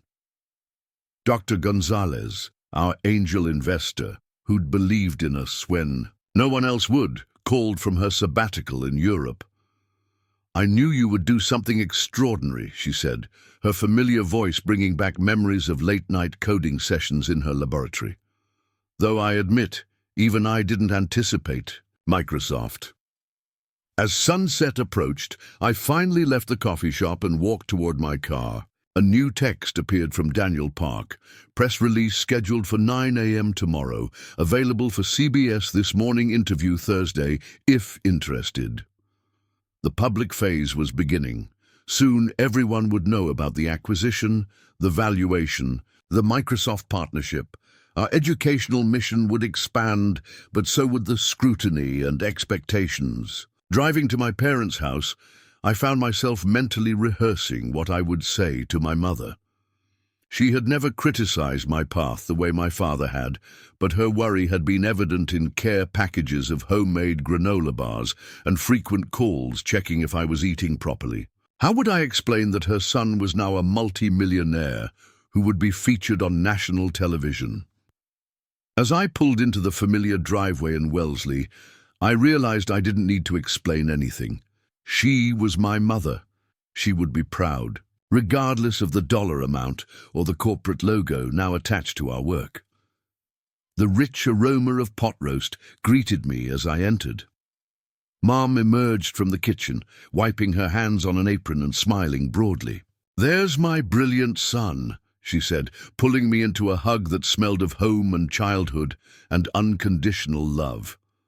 Over her shoulder, I saw my father in the living room, sharing drinks with Raj and Ellie, who had arrived before me. Beth and Mark were there too, completing the impromptu celebration. "Thanks, Mom," I said, returning her embrace. "For the cooking, for the worry, for the support through all the years when success seemed impossibly distant, for believing in me even when she didn't understand what exactly I was building or why it mattered so much. I told your father years A go that you'd find your way, she whispered, that you just needed time to show the world what you could do. In that moment, surrounded by family and friends in my childhood home, the full circle nature of our journey hit me. From sketches on coffee shop napkins to Microsoft partnership, from my father's dismissal of a waste of time to national implementation potential, from financial precarity to life-changing security. We had arrived, though not at an ending, rather at the beginning of something new, a chapter with resources to match our ambitions and a platform to truly transform education on a scale we'd only dreamed about in late-night theoretical discussions. The pot roast was perfect, the conversation animated, the celebration genuine. Tomorrow would bring press releases, interviews, and the complex process of integration into Microsoft's vast organization. But tonight was for acknowledging the journey, its struggles, sacrifices, and finally, its validation. As dinner wound down, my father raised his glass in an uncharacteristically public toast. To Alex, Raj, and Ellie, he said, his voice carrying rare emotional weight. Who saw possibilities others couldn't see, who persisted when others would have surrendered, and who built something that will change education for generations to come. Coming from the man who had once called my startup a waste of time, these words represented a victory perhaps sweeter than Microsoft's millions, the validation of a father who finally understood the vision that had driven his son all along. The morning after signing with Microsoft dawned with surreal clarity.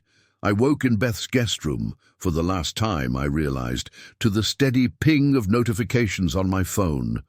News of the acquisition had leaked ahead of the official announcement, and my inbox overflowed with congratulatory messages, interview requests, and LinkedIn connection invitations from people I'd never met. At precisely 9 a.m., Microsoft and MindScape released the joint statement we'd crafted with their PR team.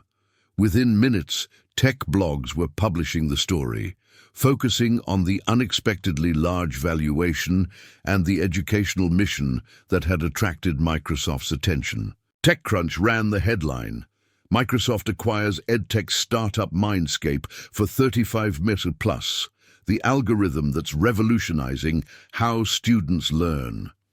Daniel Park called at 9:30. The response is tremendous, he said, sounding genuinely pleased. Our stock is up 2 points already. The educational angle is resonating exactly as we hoped. What happens now? I asked, still adjusting to this new reality where casual morning calls from Microsoft executives were normal.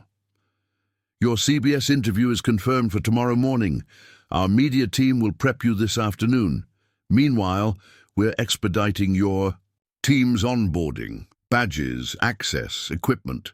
Your temporary offices will be ready Monday.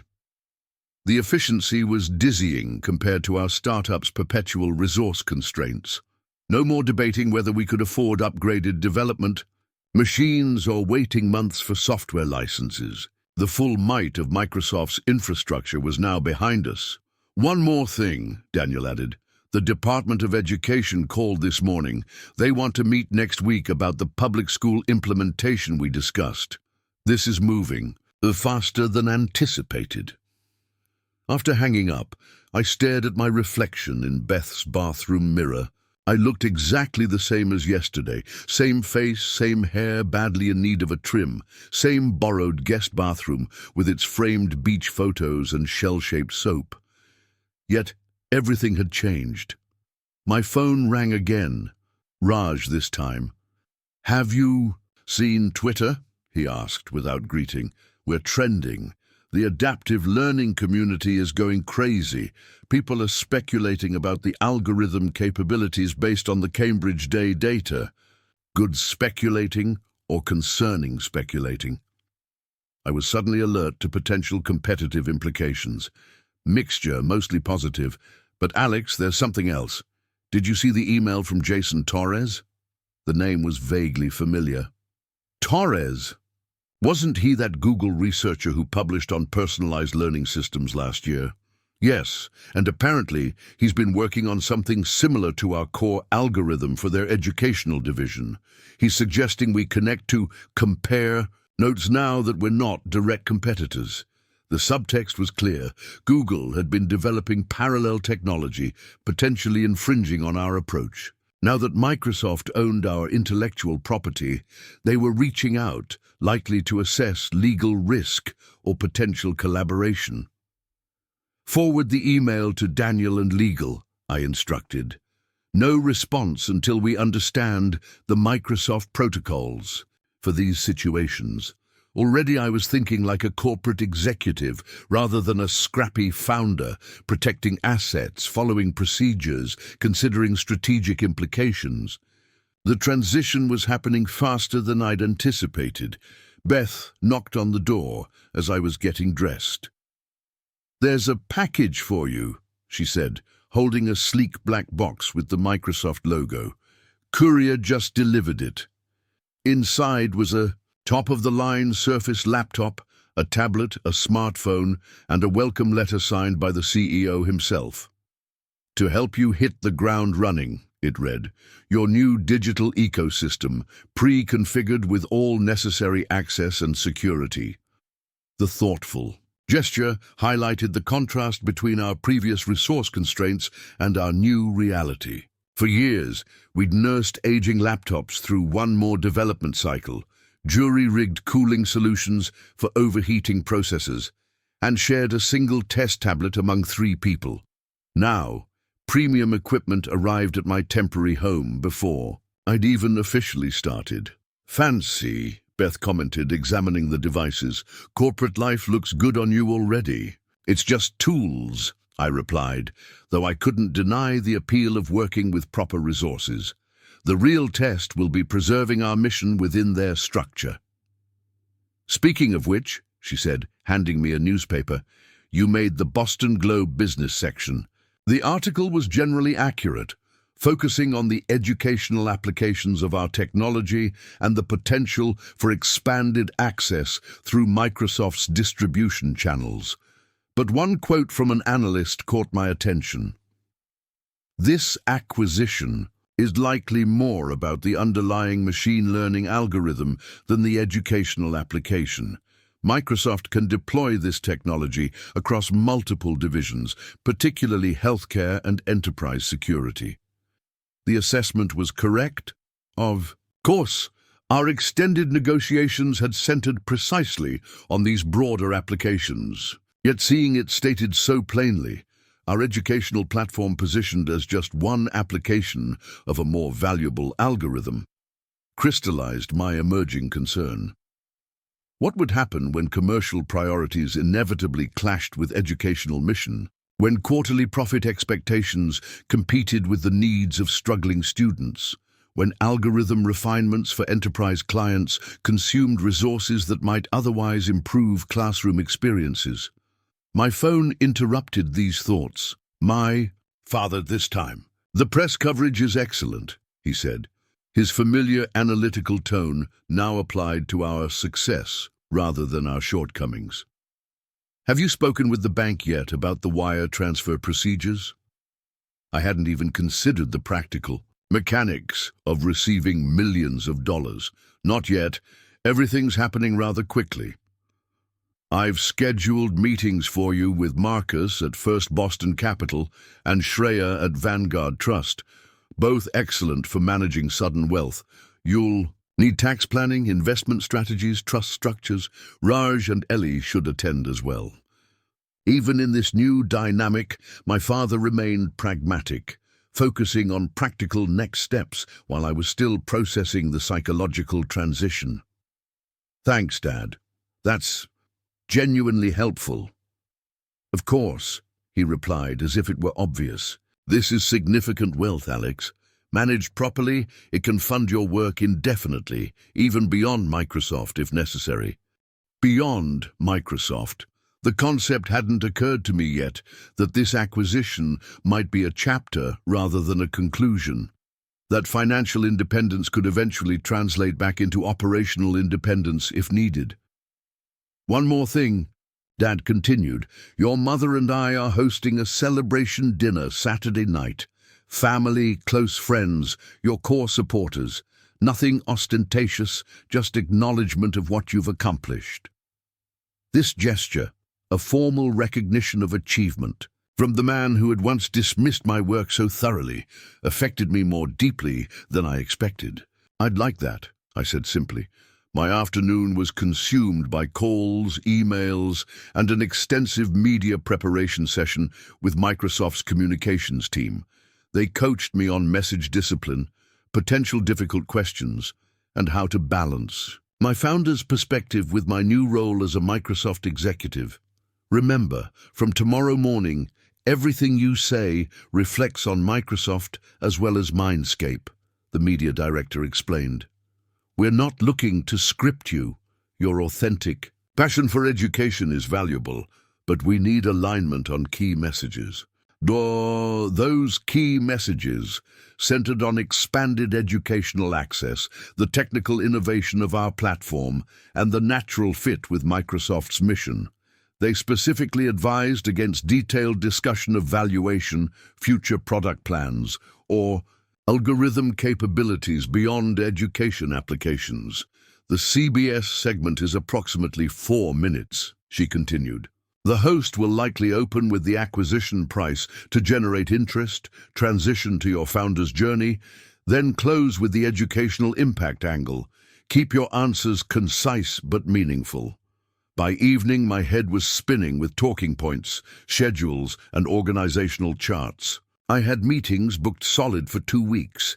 Integration sessions, technology architecture reviews, team introduction briefings, and the all-important Department of Education presentation. I retreated to a quiet corner of Beth's kitchen after. She and Mark left for dinner with friends. For the first time since signing the acquisition papers, I had an hour alone to decompress and think. I made a cup of tea, a habit from late coding nights, and contemplated the whirlwind transformation of my life. The doorbell interrupted my reflection. Opening it, I found Ellie and Raj standing on the porch with pizza and beer, our traditional celebration meal during rare startup victories. "Thought you might need this," Ellie said, pushing past me into the kitchen. "One last pizza party before we become corporate suits." Raj held up the 6-pack. "Still the cheap stuff. We decided to save the Dom Perignon for after the funds actually hit our accounts." Their familiar presence was exactly what I needed. Comrades who understood precisely what this moment meant because they'd lived every step of the journey alongside me. We settled around Beth's kitchen table, the scene of countless late-night strategy sessions during our leaner days. The pizza was the same mediocre chain variety we'd subsisted on, but it tasted like victory. "Did you get the Microsoft Care package?" "2," Raj asked, indicating the sleek devices on the counter. I nodded. "Arrived this morning, you..." "Complete with personalized note from our new corporate overlords," Ellie confirmed with a smirk. "Pretty surreal comparing it to the refurbished laptops we were using yesterday." "Everything's moving so fast," I admitted. "CBS tomorrow, Department of Education next week, new offices Monday. I'm struggling to process it all." They nodded, in understanding, both having spent the day in similar whirlwinds of activity. Ellie had already met with the UX design team who would be working under her direction in the new division. Raj had been deep in technical architecture discussions about integrating our algorithm with Microsoft's cloud infrastructure.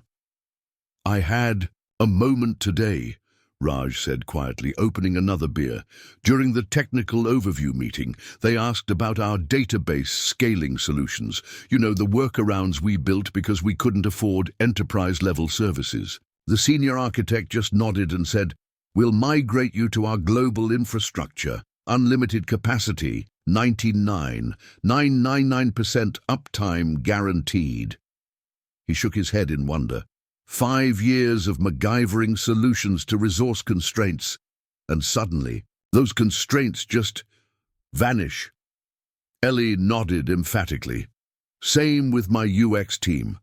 I've been handling design, user research, testing, and implementation alone. Now I have specialists for each aspect, dedicated researchers, a proper user testing lab. It's like going from bicycle to Ferrari overnight. That's what keeps hitting me, I agreed. The contrast between yesterday and today, between what we've been doing and what we can do now. Speaking of which, Ellie said, her expression turning serious, I've been thinking about the Education Foundation piece. What if we allocated some of our personal proceeds to supplement it, create our own parallel foundation focused specifically on bringing MindScape to under-resourced schools? The suggestion resonated immediately. Throughout our startup journey, we'd been forced to focus on markets that could sustain our business, primarily private schools and well-funded public districts. The chance to finally serve students most in need had been a primary motivator in accepting Microsoft's offer. I love that idea, I said. We could create an endowment structure that funds implementation in schools that otherwise couldn't afford. Enterprise software. Raj was already calculating on his phone.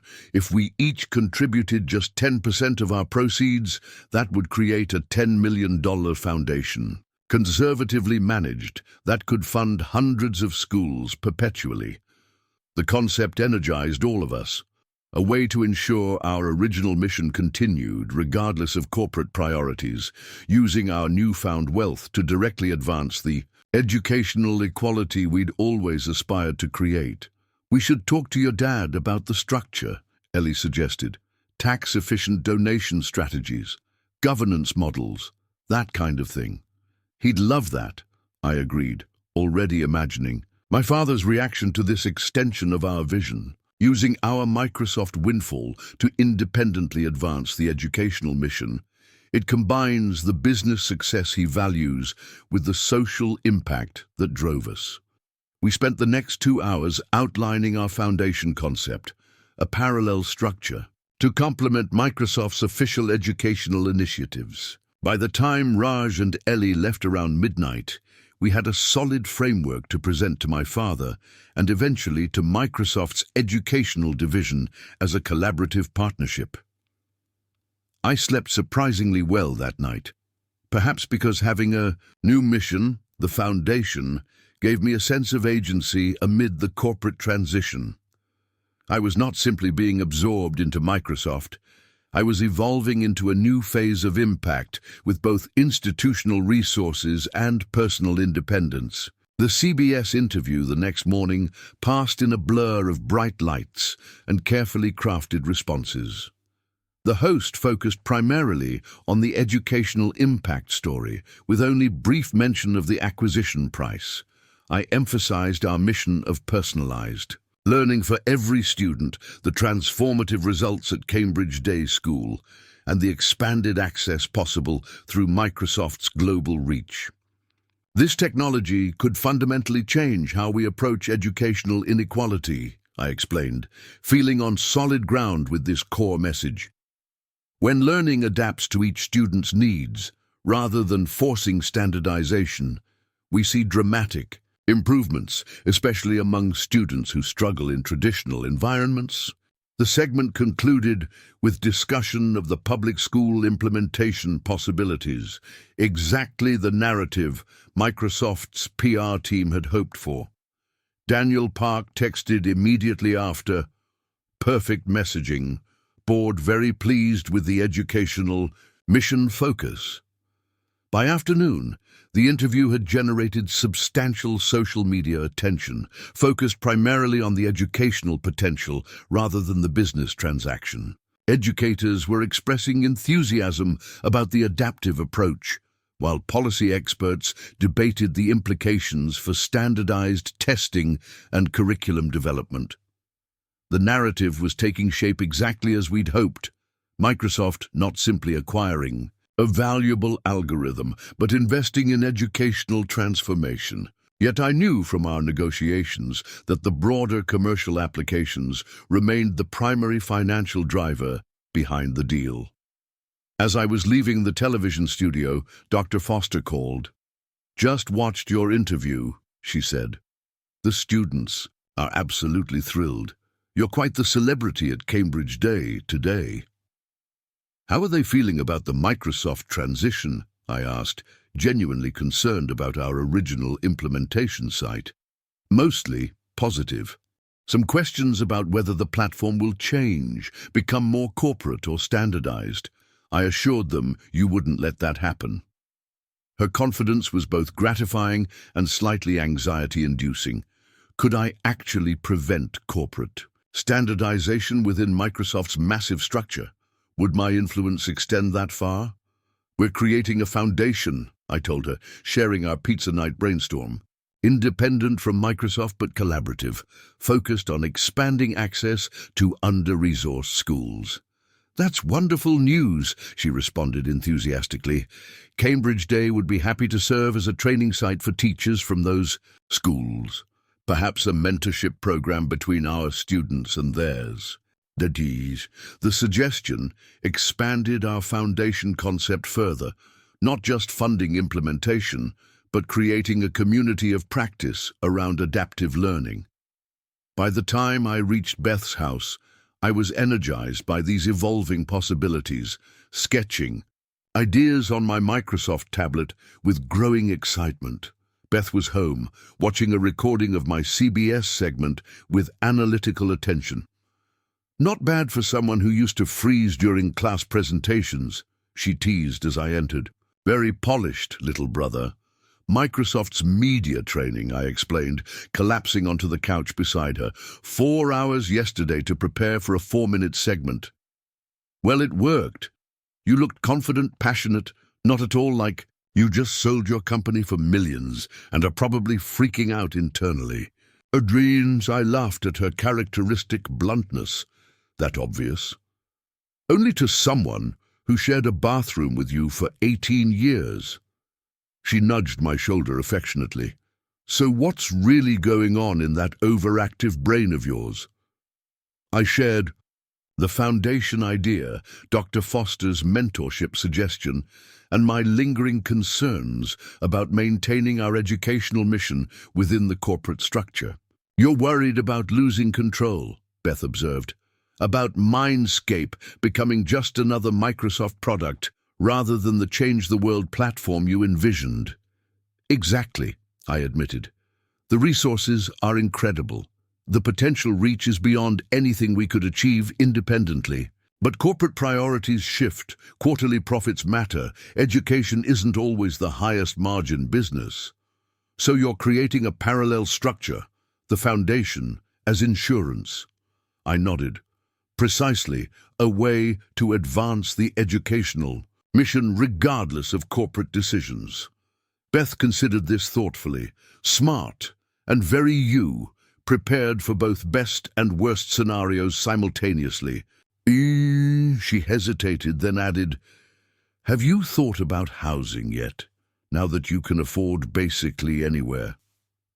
The question caught me off guard. I'd been so consumed with the Microsoft transition, I hadn't considered the practical aspects of my new financial reality. "I should probably start looking," I acknowledged. "Any suggestions?" "Mark has a client selling a condo in Back Bay. River views, doorman building, walking distance to the Cambridge office. Want me to arrange a showing?" The offer was tempting. A luxury condo would certainly be a step up from Beth's guest room. Yet something about it felt premature, too dramatic a lifestyle change, amid so much professional transition. "Maybe something more moderate to start," I suggested. "I'm not sure I'm ready for doorman and river views just yet." Beth smiled, understanding. "Baby steps, I get it.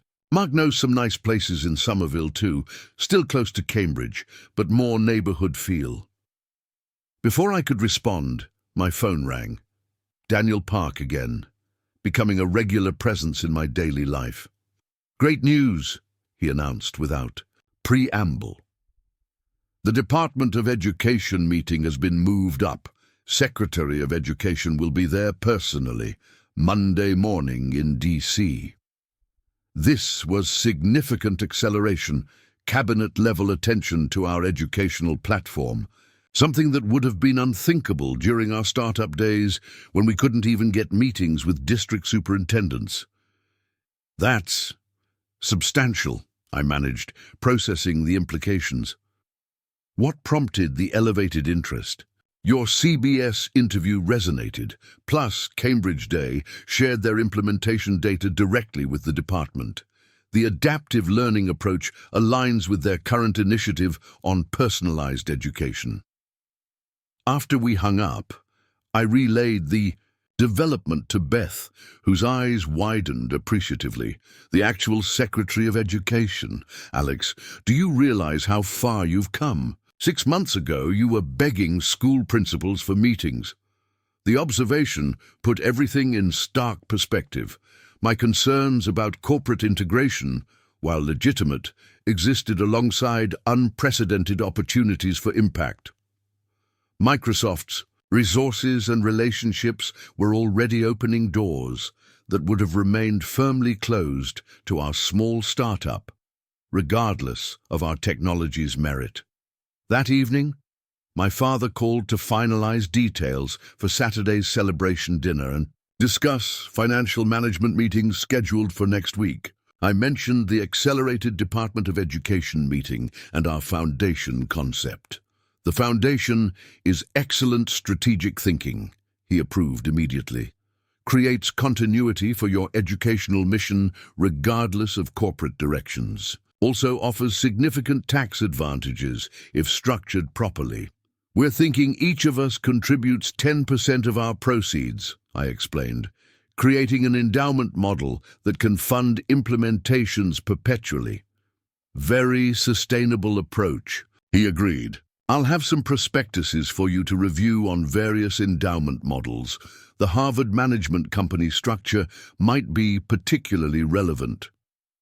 His immediate shift to constructive planning rather than questioning our decision to allocate millions to a non-profit venture represented another evolution in our relationship. He was applying his financial expertise to support our mission rather than trying to redirect it toward conventional business priorities. Thanks, Dad. That would be incredibly helpful. As for the Secretary of Education meeting, he continued, that's a significant opportunity to shape national educational policy. You should prepare extensively. Data visualization, student outcome metrics, implementation economics. Frame the narrative around educational improvement rather than technology. Deployment. Mundi, his strategic advice was sound, focusing on educational outcomes rather than technical specifications, exactly the approach we'd need to resonate with policymakers rather than technologists. I've been working on presentation materials today, I told him, focusing on the Cambridge Day results, particularly for students who previously struggled. Perfect angle. Be sure to quantify the economic benefits as well. Improved graduation rates, reduced remediation costs, workforce readiness implications. Policymakers respond to economic arguments alongside educational ones. We discussed the presentation approach for another 20 minutes, my father offering insights from his experience presenting to government officials during his banking career. His advice was genuinely valuable, particularly regarding the financial impact framing that hadn't occurred to me. As our conversation concluded, he added something unexpected.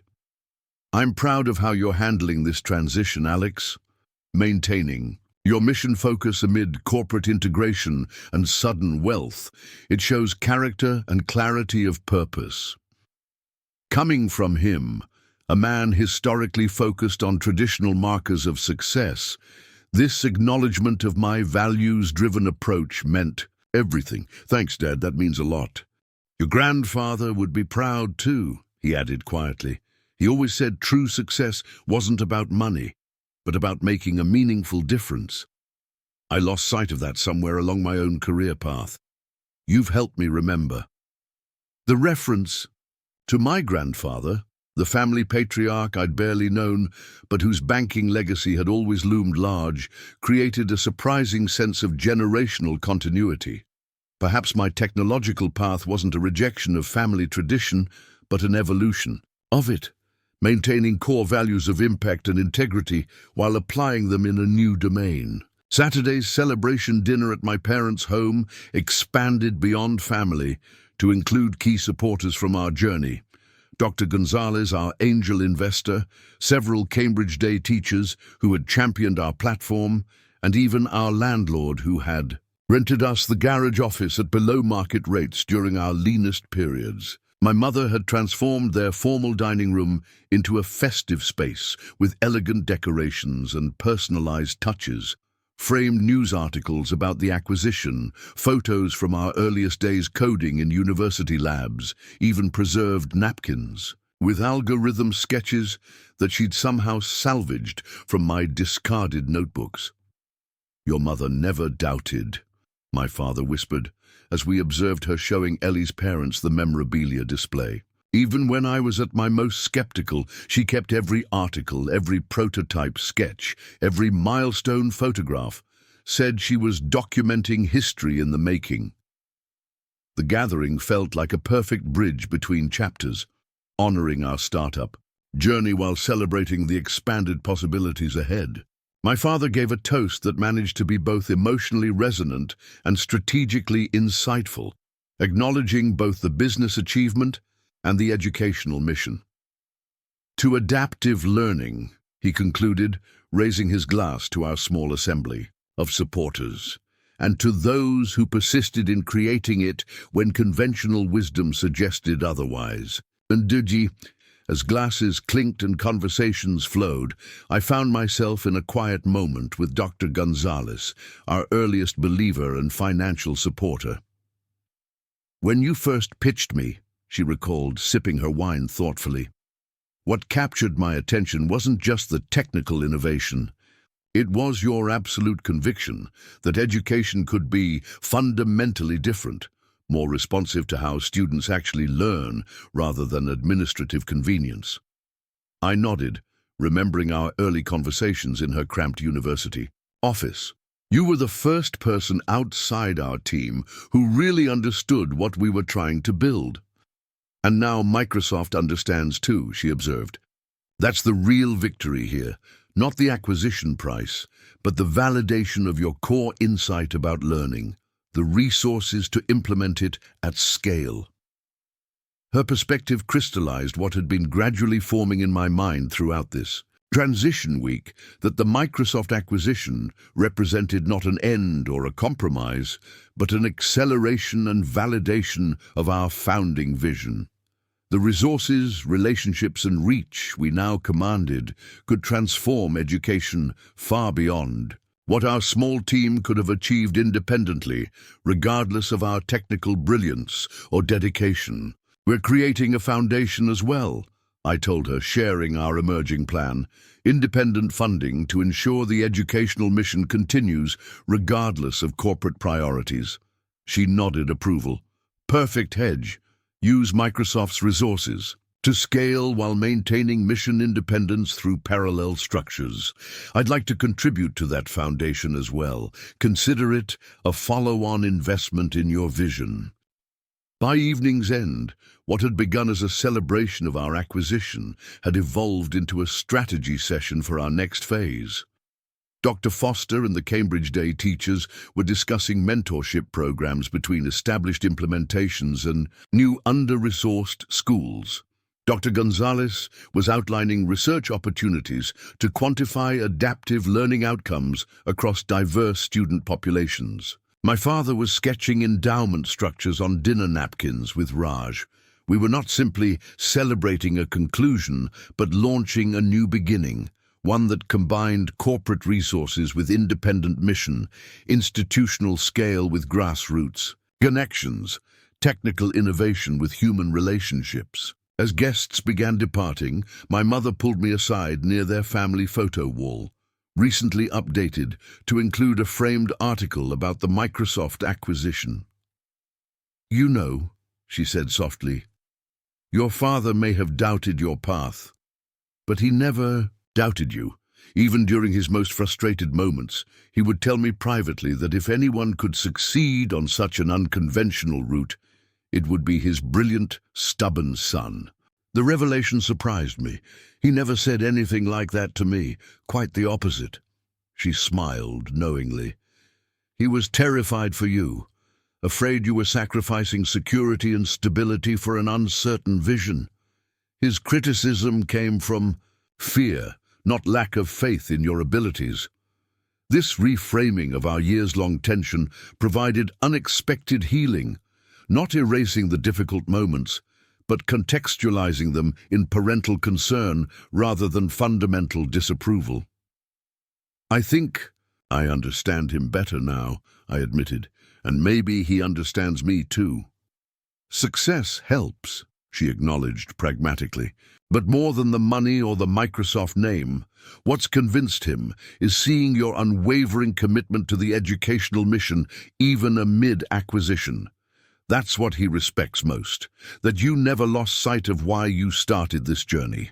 As the last guests departed and family members settled into comfortable conversation, I stepped onto my parents' back porch for a moment of quiet reflection. The suburban night was peaceful, stars visible above, in stark contrast to the constant light pollution of Cambridge. Monday would bring the Department of Education meeting, new Microsoft offices, and the formal beginning of our corporate integration. The foundation planning would accelerate, the media attention would continue, and our algorithm would begin its expansion beyond our small team's direct control. Yet standing there in the familiar setting of my childhood home, surrounded by family, who had evolved from skeptics to champions, I felt something unexpected amid all the change and acceleration. Certainty. Not just about the technology we'd built or the financial security we'd achieved, but about the continuity of purpose that would guide us through this next chapter. The core mission remained unchanged, transforming education through technology that adapted to students rather than forcing students to adapt. The tools, resources, scale, and structures around that mission were transforming dramatically, but the essential purpose, the why behind all our work, remained our true north. My father joined me on the porch, handing me a glass of the expensive scotch he reserved for special occasions. We stood in companionable silence for a moment, watching the night sky. "You know," he said finally, "when I called your startup a waste of time years ago, it wasn't really about the business model or the technology." "What was it about?" I asked, curious about this unexpected reflection. "It was about fear," he admitted. "Fear that you were sacrificing your potential on something that wouldn't value it properly. That you were giving your brilliance to a venture that couldn't possibly return what you were investing in it." I considered this perspective. And now? Now I understand what you saw that I couldn't. That the value wasn't primarily financial, though that has certainly materialized. The value was in creating something that genuinely improves learning for students who otherwise might be left behind. He sipped his scotch thoughtfully. "Your grandfather would say you're the best kind of banker, investing in human potential rather than financial instruments." Deep, the reconciliation of our different worldviews, his traditional banking perspective and my technological education focus, felt like the closing of a circle that had been open for years. "I'd like you to chair the foundation board," I said, impulsively.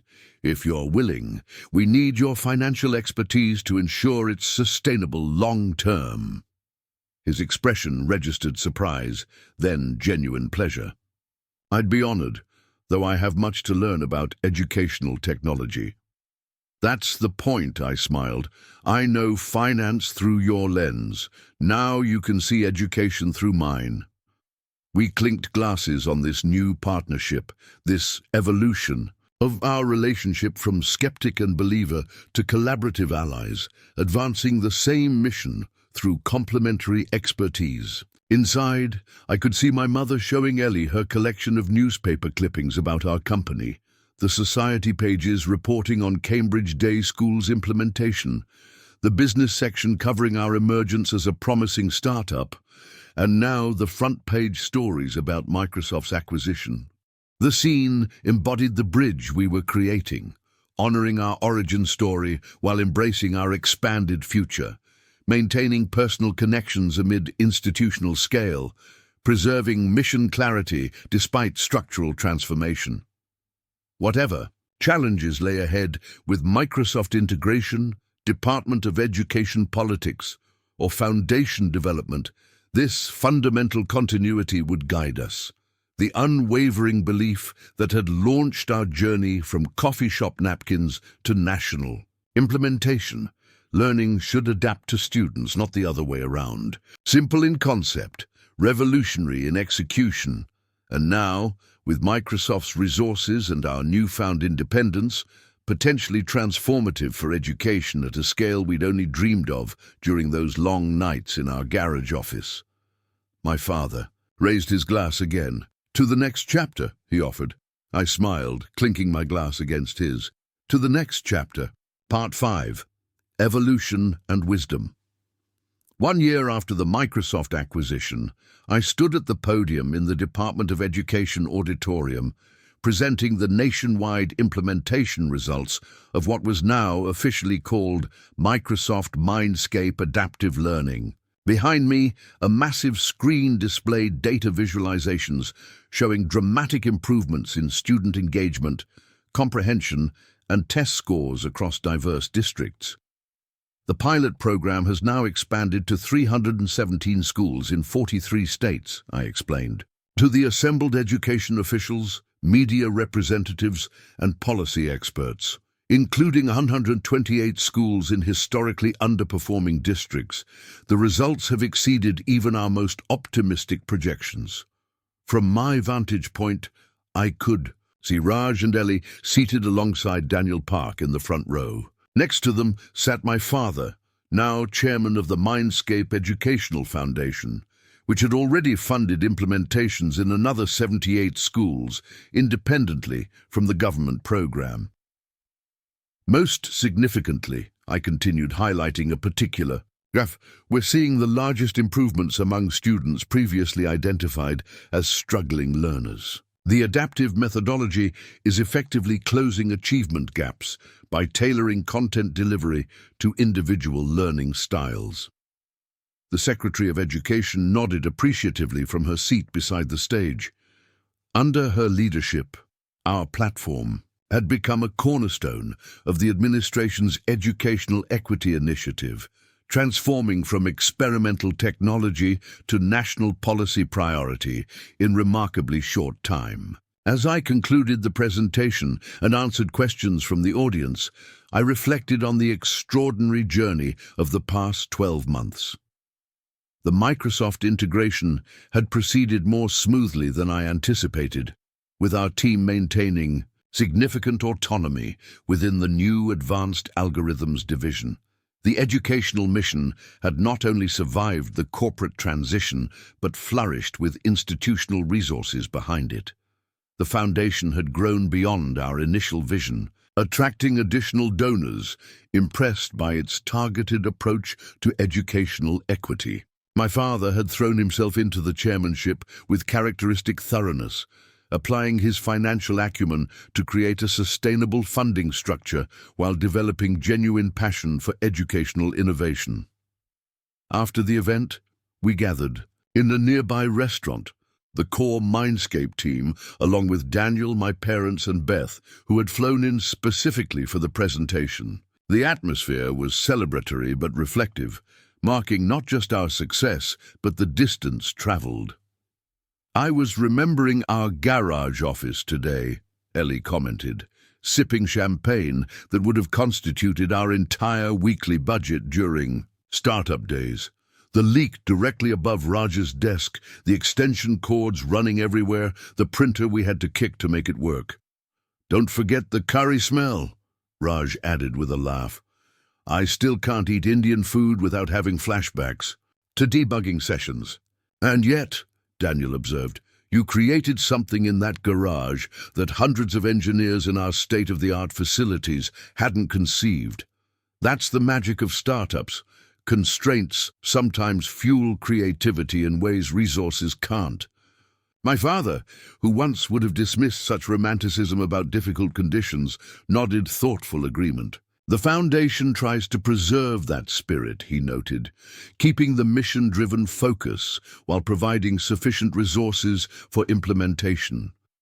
The parallel structures we'd created, Microsoft's official educational division and our independent Foundation, had evolved into complementary forces rather than competing ones. Microsoft provided institutional scale, technical infrastructure, and government relationships. The Foundation maintained mission focus, grassroots connections, and nimble implementation strategies. The public-private partnership model is generating interest beyond education, Daniel mentioned. Healthcare, environmental initiatives, even urban development. Your dual approach is becoming something of a template. This broader impact had been unexpected, our attempt to balance corporate resources with mission independence, becoming a model for other sectors facing similar tensions. Several Microsoft executives had quietly reached out to learn more about the structure, seeing potential applications for other acquired technologies with social impact dimensions. What's next? Beth asked, directing the question primarily to me, but including everyone. You've achieved national implementation, proven the model works across diverse contexts, established sustainable structures. What's the next frontier? The question had been increasingly on my mind as the initial implementation phase neared completion. Success created space for new ambitions, new applications of our core technology and philosophy. Global expansion is already underway, I noted. Implementations starting in UK, Australian, and Singaporean schools next quarter. The healthcare applications are advancing faster than projected, Raj added. The diagnostic pattern recognition capabilities are showing remarkable accuracy in early testing. And we're exploring applications for adult education and workforce retraining, Ellie contributed, particularly for communities affected by economic transitions. My mother, who had been listening quietly, offered her perspective. When Alex was struggling to explain his vision years ago, he told me something I never forgot. He said, learning isn't standardized, so teaching shouldn't be either. That principle seems to apply far beyond traditional education. Her memory surprised me. A casual comment I barely recalled making during a frustrated attempt to explain our technology to non-technical family. Yet she had identified the philosophical core that continued to guide our expanding applications. That's exactly it, I confirmed. Standardized approaches fail because human beings aren't standardized. Whether it's education, healthcare, professional, development, or other domains, personalization based on individual patterns produces better outcomes. The algorithm was never just about education, my father observed, demonstrating how thoroughly he now understood our technology. Education was simply the most meaningful first application, the place where personalization could make the most profound difference. This evolution in my father's understanding, from viewing our work as a niche educational product to recognizing it as a foundational approach with multi-sector implications, mirrored broader shifts in how our technology was perceived. I have something to share, Daniel said, setting down his glass. The CEO has approved formation of a new division, Adaptive Systems Group, broader mandate, expanded resources, direct board reporting line. He wants Alex to lead it. The announcement landed with significant weight. This wasn't just another promotion or reorganization, but formal recognition that our technology had transcended its original context to become a foundational approach worthy of dedicated corporate focus. What would that mean for MindScape specifically? I asked, immediately concerned about the educational implementation that remained closest to my heart. Educational applications would remain a core focus, with expanded resources, Daniel assured me. But you'd also oversee healthcare, enterprise, and emerging applications, essentially formalizing what's already happening organically as your algorithm spreads across business units.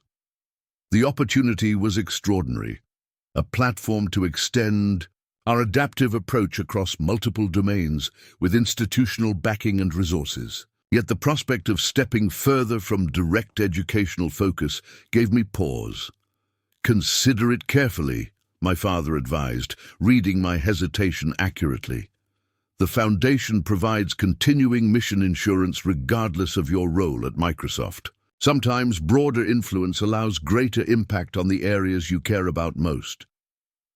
His counsel reflected how far we'd both evolved. He now valued mission alongside position, while I recognized that organizational leadership could advance that mission rather than compromise it. "We've come a long way from you calling my startup a waste of time," I observed with a smile. He laughed, genuine and warm. "One of many things I've been profoundly wrong about, though in my defense, I was evaluating a different venture than what you were actually building. I saw a small educational software company. You were creating a fundamental approach to human-centered adaptive systems." The distinction captured perfectly how perspectives had shifted through demonstration and results rather than theoretical arguments. No amount of explanation could have bridged our viewpoints. Only tangible impact had accomplished that. As dinner concluded and we prepared to part ways, my father pulled me aside for a quiet moment. "I saved something for you," he said, reaching into his jacket pocket and extracting a carefully folded newspaper clipping. This was in the Wall Street Journal business section last week. The article featured a profile of our expanding work, accompanied by a photograph of me alongside a student using MindScape at one of our foundation-funded schools in rural Appalachia. The headline read, "Microsoft's Adaptive Vision, How a Garage Startup is Transforming Education and Beyond." "I'm having it framed for my office," he said simply, "next to your grandfather's first bank opening photo. Different paths, same fundamental commitment to making a meaningful difference. This connection between generations, linking my technological innovation to my grandfather's community banking and my father's financial leadership, offered a sense of continuity I hadn't expected. Different expressions of the same core values across changing times. "Thank you," I said, carefully refolding the clipping, "for this and for everything else these past months. I was wrong about your path," he acknowledged again, "but I've never been more pleased to be proven wrong. What you've built matters, Alex. It changes lives. That's success by any meaningful definition." As we joined the others outside, the evening air was cool and clear, the Washington Monument illuminated against the night sky. Tomorrow would bring decisions about the new division, continuing foundation expansion, and evolving applications of our technology. The journey would continue with new challenges, greater resources, and expanding impact. But in this moment, standing with family, friends, and colleagues who had traveled this improbable path, from garage office to national implementation, from parental skepticism to profound respect, from startup survival to technological leadership, the full circle nature of our story felt complete. The face of the father who had once called my software startup a waste of time now showed nothing but pride. Not because Microsoft had made their offer, but because the work itself had proven worthy of that pride. Transforming education, expanding opportunity, and demonstrating that sometimes the unconventional path leads precisely where it should. Up next, you've got two more standout stories right on your screen. If this one hit the mark, you won't want to pass these up. Just click And check them out!